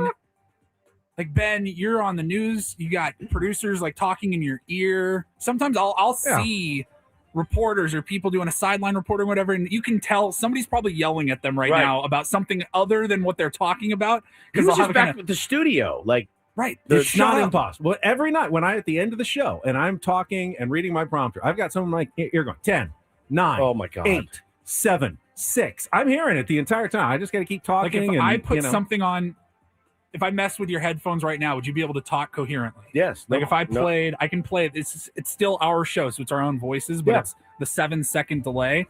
I don't think anybody else will hear this, just us in our headphones. But go ahead, go have a full conversation. I can have an absolute full conversation. I can still enunciate do it. everything I'm saying. We're hearing from the show from a few seconds ago, but I it's have not no idea. a problem to talk. I can't hear y'all. Yeah, that's fine. Brazilians. It's not my favorite thing in the world, but it's not that bad. Yeah. That's wild. That's wild. That was not fun for me. That was a wild. Before you move on, Paulie, let's go to phone line number 1. Sean, you there? Hey, Happy New Year's, guys. How you doing? Year, buddy. Congratulations. You are in for our biggest fan contest. Thank you for listening to 97.3 The Fan. Congratulations. Thank you guys very much. Paul, you need anything from him? Yeah, I Phone just need number's good? your social security number, please. No, I'm A kidding, credit I'm card kidding, and the 3-digit code on the back. No, you are good to go, you're my good friend. To go. All right, Sean, we'll contact you if you end up winning our grand prize at the end of the contest. Thank you. Thank you guys very much. Have a good day. You too, pal. Good stuff. Nice. Yeah, absolutely insane finish to the game itself. Crazy that they overturned that call and then to get that Brazilian audio afterwards. Brilliant. Because I thought the same thing. I was like, this guy is hammered. This game's over with. That You game's got to over play with. with Brazilians. That game's over with. I love it. Outstanding. All right. Next up, this is an update that I was not expecting to ever have to give. But you guys remember, this is one of my favorite Reindl Report stories from last year. There was a story a few months back of a woman who was on a podcast talking about her ex-husband, who was a former NFL player. His name is Matt Khalil. Correct. And she was actually very complimentary of him and said, look, we're still good friends. Yeah. It just wasn't working out for us physically. They weren't very compatible. Right. And they asked, well, what do you mean? And she said, well, You married it him, was right? his giant hall. equipment. Yeah. She described it as 2 Coca-Cola cans stacked on top of each other. And she tried to do whatever she could to make it happen, and it was too much for her, and they had to go their own separate ways. And I remember we talked about that. We're like, geez, now everybody knows he's got the huge Ben Higgins. Yeah, no kidding. Yeah. The update is this came out yesterday. Matt Khalil, that former player with the Giant Hog, he is suing his ex-wife Haley. Wow. And I just go, for what? So now the whole world knows that you have a giant wiener? Yeah. Like, congratulations, I guess. It says here that TMZ obtained the documents, and it says her invasive commentary ruined his attempt at keeping out of the public eye after retiring from football. My giant penis. Everybody knows now about my giant penis. You are the worst, Haley. He says it was, quote, degrading and deeply personal comments, and they've caused unwanted attention and invasive commentary from the public. I feel bad for him. He says that his new family, has been negatively affected, especially his new wife, by all of this. In more ways than one, He is requesting a jury trial and damages, quote, on all causes asserted in the complaint. Wow. Amount of money exceeding $75,000. Haley, the girl in question, she was shocked, and she told TMZ, like, the truth is in the original live stream. It's still on YouTube. I speak highly of him in multiple ways throughout the conversation. She said that this sucks, basically. She's not happy. She's genuinely shocked and incredibly hurt. Woods, yes, you'll be hearing from my attorneys. Damn it, he could get $75,000 out of me. Well, no. The truth is always I didn't even say a great legal defense. I just posted a picture. It just happened to, I was not noticing, and then of course I saw it, and everyone noticed. I mean, if it goes to trial, will there have to be like discovery in the courtroom? Let's see it. That would be awkward. She misrepresented me. All right. Right. Prove it. I feel bad for the guy because if it negatively, which I don't know how it would, but it doesn't feel like he's a guy that's just after you a take quick that picture down there, Paul. Thank you. Okay. Well, let me see it. Is it up? This could be a class action Oh, lawsuit. there it is. Yeah. I mean, again, if he's negatively affected by it, then that sucks. There it is. I'd like to know Good exactly Christ. how negatively he was affected. I see nothing negative about it. The picture's still there. Yeah, still there. Wow. All right. And then finally, we will wrap it up. It's time to check the prep service. No, if Paul, you yeah. guys By the have way, I missed missed it. that shirt that you, You were wearing that shirt. tore up. Yeah, that it day. killed it. If you guys have missed it over the first couple of shows of the new year, we noticed that for our last 7 or 8 shows probably. I don't want to do this when every we check day. the prep service, every single morning there has been a new headline about Jelly Roll. Jelly Roll took his kids to school yesterday. Jelly Roll seen at Jersey Mike's. He's on the cover of Men's Health magazine. So, gentlemen, do we have a Jelly Roll story today? We do not. Thank God.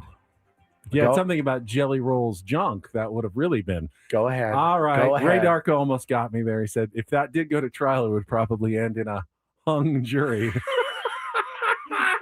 I saw him, dude. I saw him see it. That's good. And when That was good, Ray. That was a good one. When I see him see it, that's when I know. You saw it was it's good. coming. It was good. A hung jury. It's coming. That was good. This is a good one. Oh, Thank but you, I'm okay. Paulie. I'm not falling apart. Oh, today. damn it, Sorry. Paulie. Put that picture of me up there every day. All right, Jelly Roll. No Jelly Roll. What's the word I'm looking for? Oversaturation? No. A moratorium. on Jelly Roll. Yeah, you talk. want to completely excise him from the program. And deal. Oh, breaking baseball news from Michael Cerami. Is today the day? No, not for us, but Okay. for the Chicago Cubs, man. Finalizing a deal to Ooh. acquire starting pitcher Edward Cabrera That is a big one. from the Miami Marlins. Holy smokes, what a get for the Chicago Cubs. The Cubs have been fairly aggressive, except for the fact that they don't seem at all interested in bringing their best player back, in Kyle Tucker. Well, it's like 400. He wants like Yeah. $400 million. Like, they're finalizing a deal, so it's not done yet. And I don't know. That's going to be a big prospect return for Miami. I mean, Oh, Cabrera is going to bring He's a haul. really good. I think he's got some years of You know, control. AJ is probably going. Wish we had the capital to make that one happen. That's a get. That's if it's official, and we'll let you know if and when it becomes official. But that's the rumor. Closing right now. in. Closing Okay. in. Yeah. That's dangerous. It's closing in. Nothing happening. If you're a Cubs fan right now, I'd get excited, but I wouldn't get too excited. Okay. I get pretty excited if I'm a Cubs fan about that one. Yeah, I mean, if you said that Padres were finalizing a deal and it wasn't from Jeff Passan, would you be as excited as you would if it was from Michael Cerami? Feinsand's good. I mean, He he wouldn't tweet it if he thought it was pretty close. Okay, all right. I get. He's the one that said the Ohtani to Toronto. To by the me, way, I think. No, that was Morosi. To me, Morosi, I yeah. see. Yeah, they got to go through the medicals and get things like finalized, but like the parts of the deal are agreed to. Okay. I would think at this point. All right. If I'm seeing that reporting, that's my at least instinct. Okay. Paulie, good job. Thank you. Thank you. All right, we'll take a little time out. If you didn't miss it, we can talk a little more about the college basketball Aztecs win last night. Biggest win of the season probably for San Diego State. No two ways around it. It's coming up next. Quick check of traffic and more Ben and Woods on the other side on San Diego's #1 sports station, 97.3 The Fan. Gambling problem? Call 1-800-GAMBLER. GEGE 000-466. For a full list of games and rules, play at 7 Mile Casino. Visit 7milecasino.com. This is the regular speed version of us yes. talking about 7 Mile Casino, which is our place to play cards right down there in Chula Vista on the west side of the 5 freeway. You've probably driven past it a bunch. If you haven't gone inside, though, you have no idea what you were missing, because I had no idea what I was missing until I walked in for the first time and I go, this place is fantastic. Yeah, I miss it. I haven't been in a while. I'd love to get back to 7 Mile Casino. The best part, just 7 minutes from downtown San Diego. Had I gotten to go to the Morrissey show last night, would have been a nice place to go pre or post, because it's just 7 minutes from downtown. They got all the card games that you're looking for. It's a haven for a card player, right? Texas Hold'em, Pai Gow, Baccarat, and of course, California-style blackjack. High limit players. They've got great dealers, comfortable chairs. They just know how to make sure you are taken well care of. You can get 35% off food from Sammy's while you're at the tables. If you're at eat while you play sort of guy, or you can just go into the restaurant where we got the full bar, the TVs, take advantage of the 24/7 players menu. And coming up, weekend brunch still available Saturdays and Sundays, 9 a.m. to 3 p.m. Voted the best in the South County. So many reasons to check it out. It's 7 Mile Casino, just 7 minutes from downtown.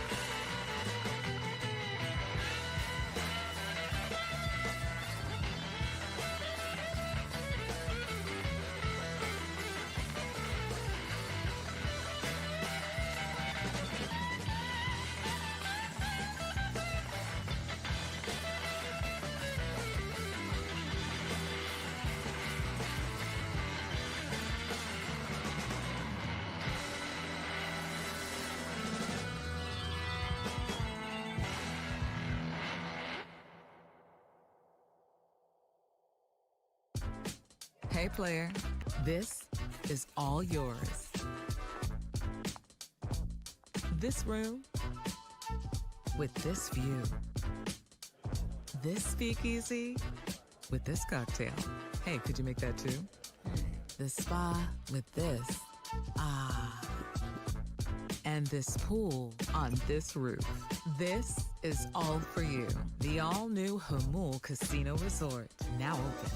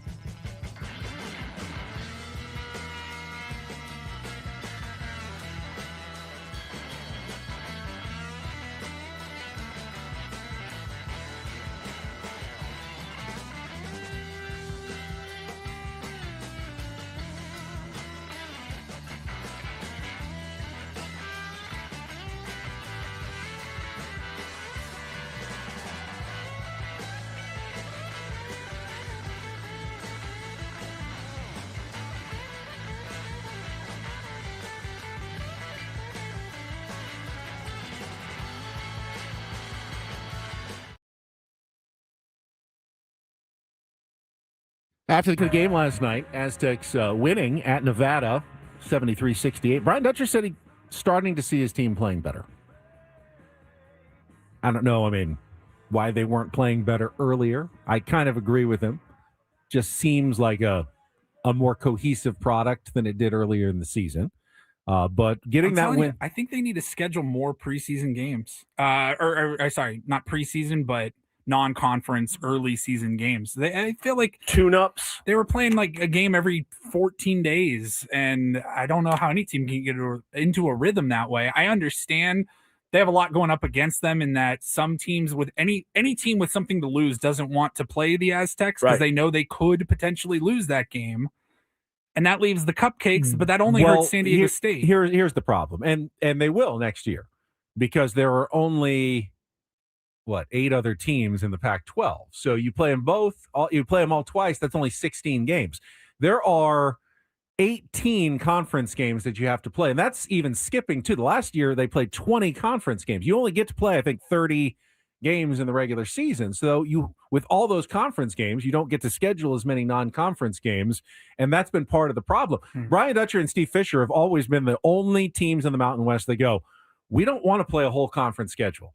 We want to skip 2 or 4 games so we can schedule more non-conference games. The rest of the teams are all like, and we have trouble scheduling teams. They don't want to come play us in our, altitude arenas. So let's just play more conference games, and that's good enough for us because we play good teams like San Diego State in conference.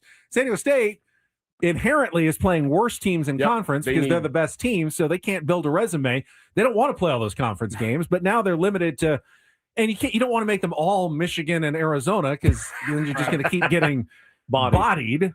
So it's the quality of opponents are there for the most part in their non-con. They had Oregon, Arizona, Michigan. Like those are 3 good teams to have on your resume for sure. It's the games, the week and a half in between. It's like, I understand there's finals week and they do a really good job. The NIL tournament that they do now every year in Vegas is great for that program. But I just feel like I remember there were times where it's like, you would see some of the good schools that are 6-0, 6-1 or something, and the Aztecs are 2-0. Yeah. 3-1 or whatever. True. It's been, is it always like this?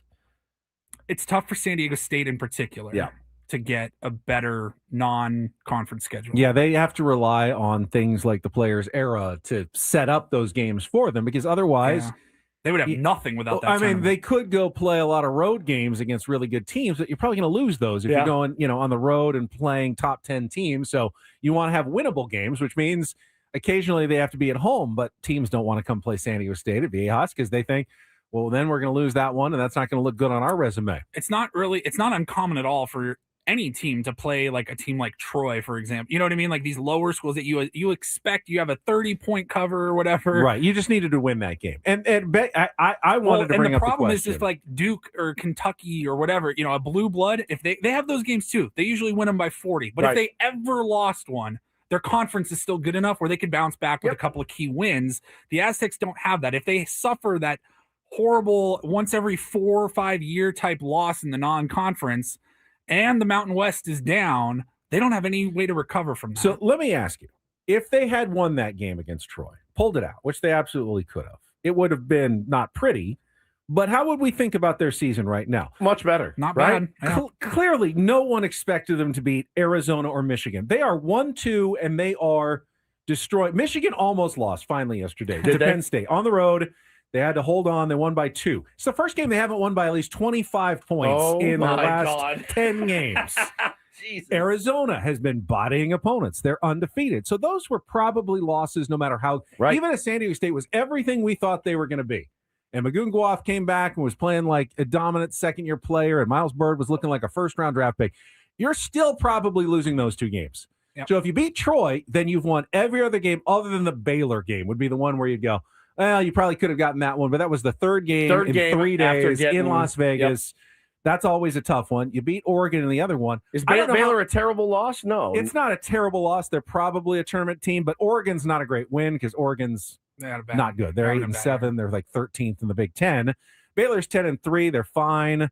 But Oregon alone, though, is brand name. Like you instantly have some recognition. Yeah, there. but it's not enough to get them an at-large bid. But unfortunately, the 2 teams that really could have been the resume builders, you had no chance to beat because no one has had a chance to beat them at all this year. Yeah. They've just too good. It was a little bad luck in terms of, we got these great games, Michigan, Arizona. No one had any idea those teams were going to be as good as they are. And Dutch had no clue. I mean, that's a great schedule. If you can get those games on your schedule, that's fantastic.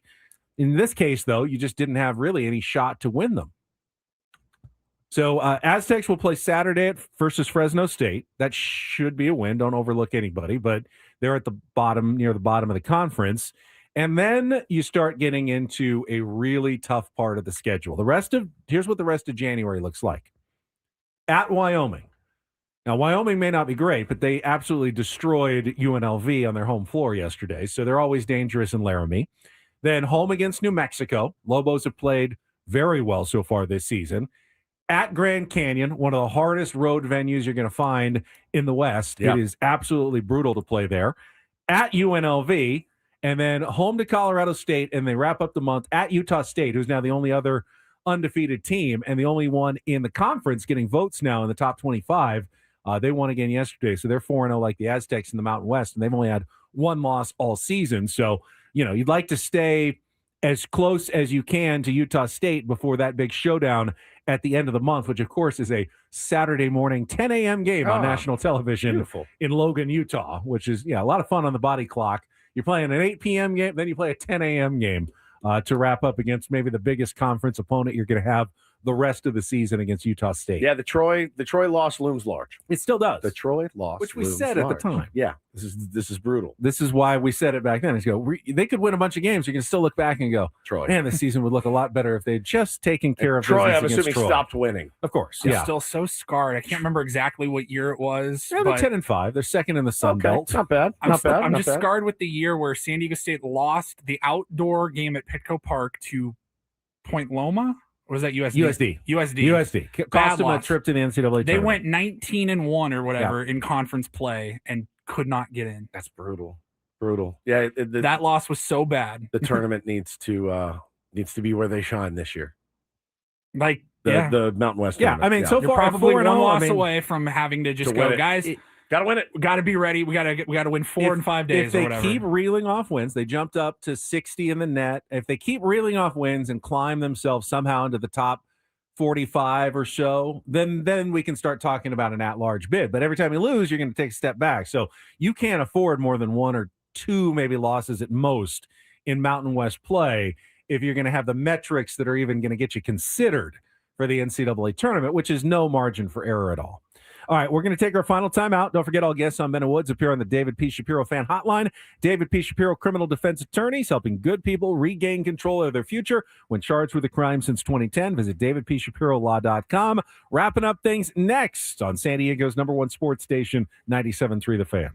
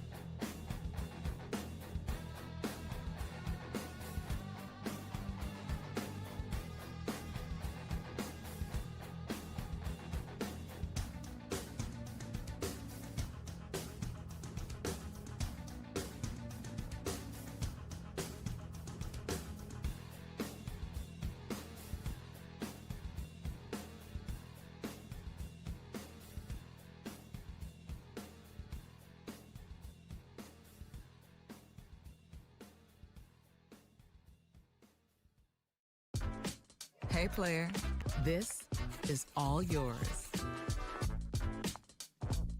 This room with this view. This speakeasy with this cocktail. Hey, could you make that too? The spa with this. Ah. And this pool on this roof. This is all for you. The all-new Hamul Casino Resort, now open.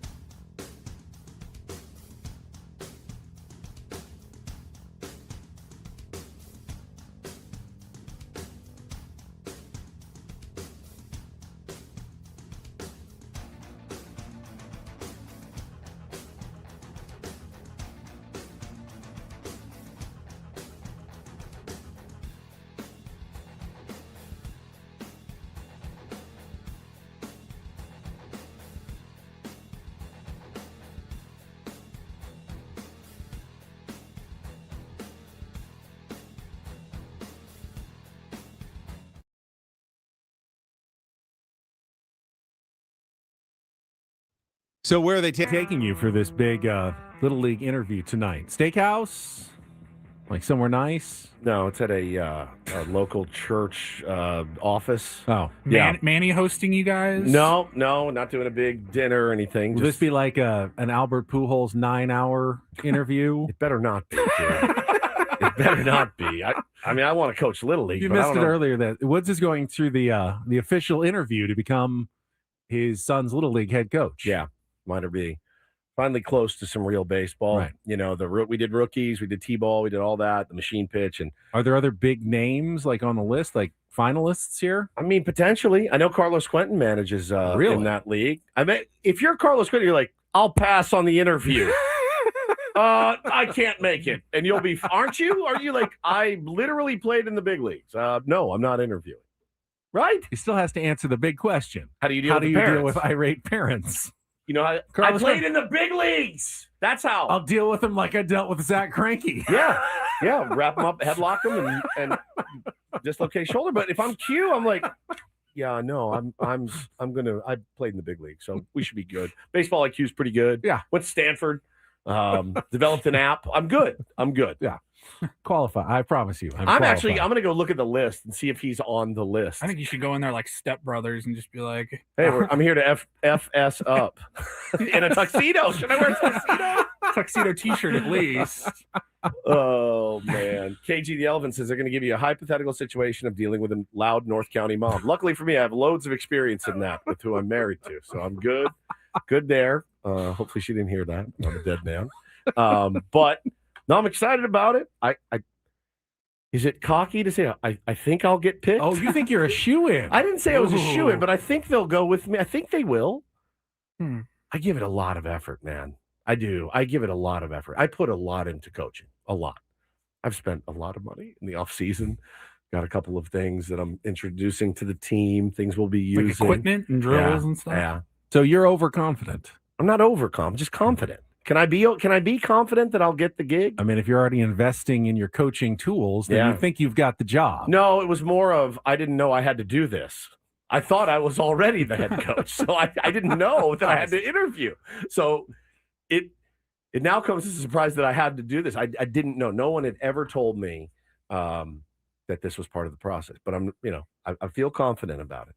I'll spend the afternoon, writing some stuff down. I'm not going to go in there unprepared like I do this show every day. I'm going to walk in actually prepared, like Andy Green did with a giant binder full of plans and everything that you've got set for your team. Satan's Bluefish, he nailed it. In my mind, I'm interviewing to keep my job. That's exactly right. I already thought I had it, and now I'm going in to let them know I've got some principles about it, and I got some ideas and managed a lot of minor B games in my head. Oh, Paulie, the funny thing is I have thousands of them. Right? Yeah, great quote. John Harbaugh, who got fired yesterday by the Ravens a couple of weeks ago, was asked about his job status, and he said, "I thought this was legendary.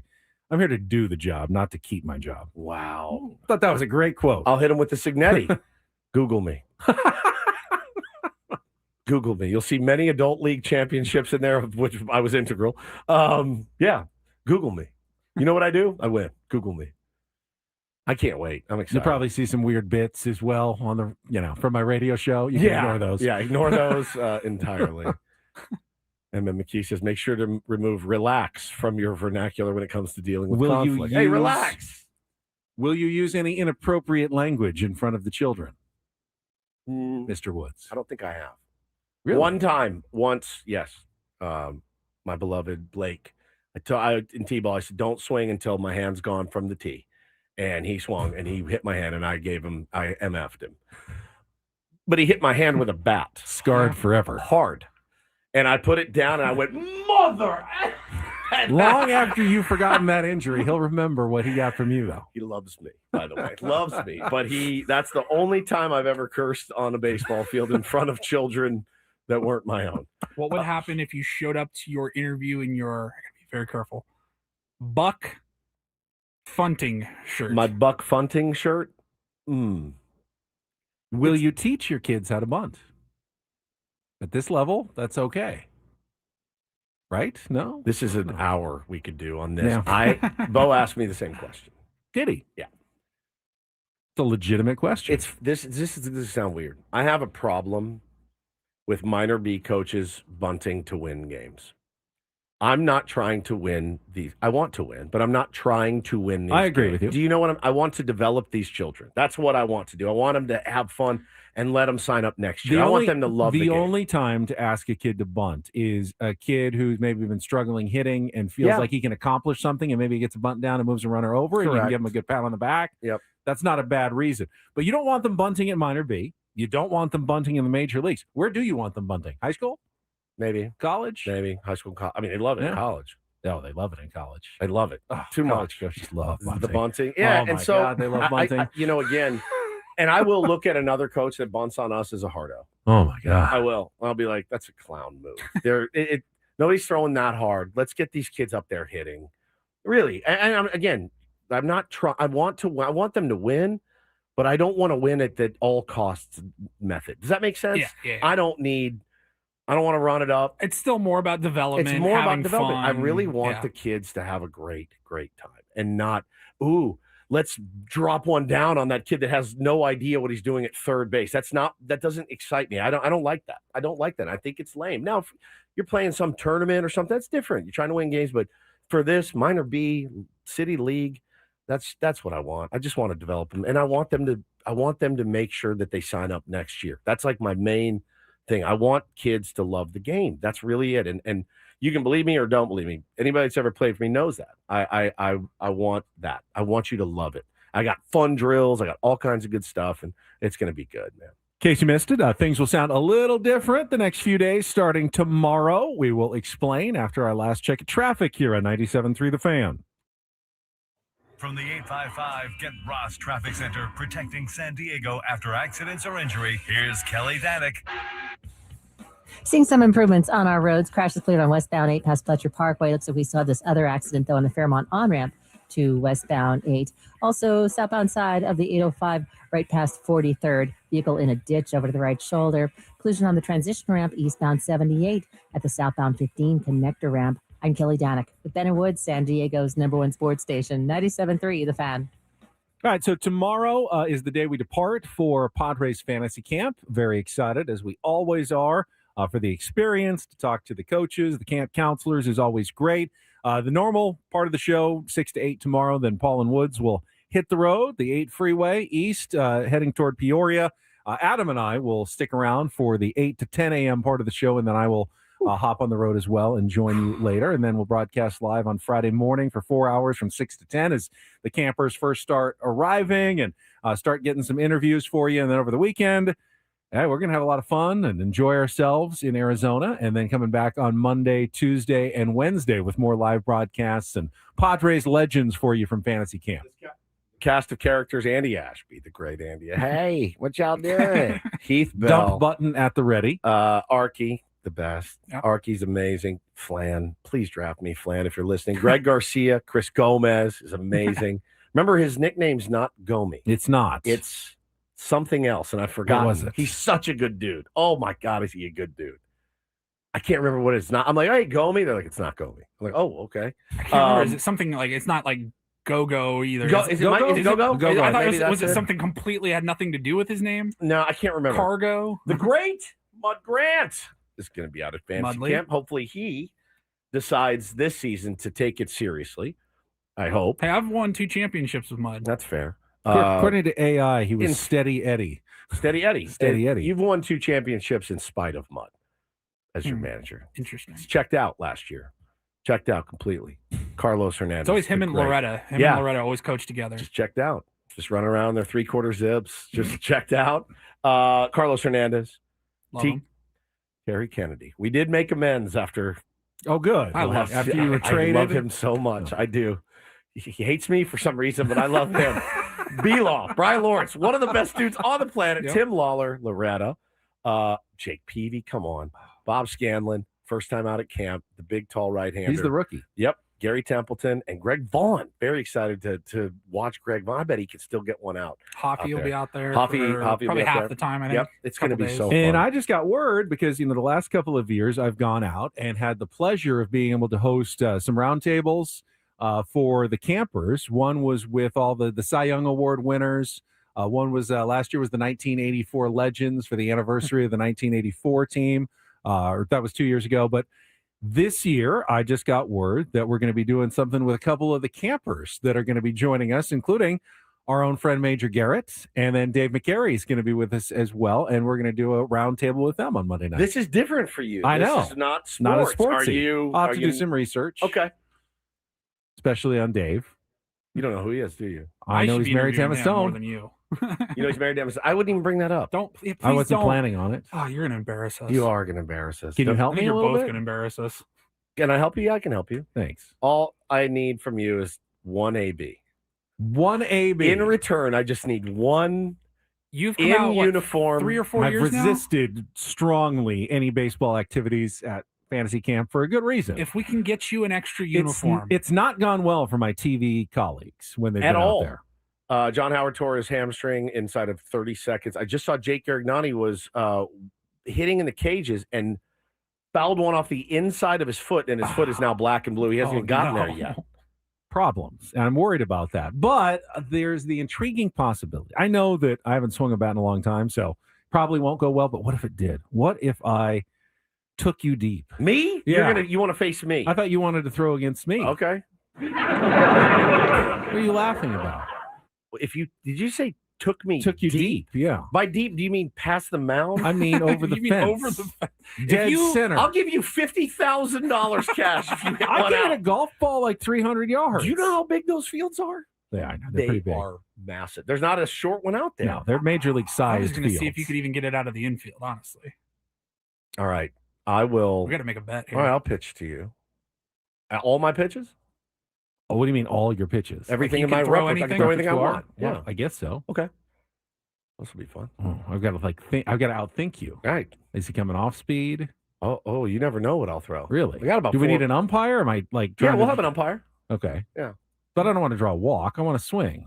I'm pretty. You wild. try to throw strikes, and I will try to hit the ball. Of course. Yeah, I'm gonna try to strike you out on 3 All right. pitches. But I'm not looking to take. So Dang, I you want know. to pitch to Well, Ben that's now. good to Don't know. try to give it a chase. Is what I'm saying. Don't try to. That's my job. No, it's not. This You're like is- with just Moses, try to you're beat throwing. me. You're throwing too hard. I'm Try to like, beat me over the plate. Don't try to give Okay. it a chase. I don't know. My eye. It's been a while since I've gotten in the box and tried to evaluate a pitch. I'm pretty wild, dude. Oh, K-Law said I'm about to get an immaculate inning. If I don't, I'm going to be very upset. All right, that's it. We will be back tomorrow at 6 a.m. Braden and Frank coming up next. For executive producer Paul Reindl, Stephen Woods, I'm Ben Higgins. Enjoy the rest of your Wednesday from all of us here at San Diego's #1 sports station, 97.3 The Fan. So long, everybody.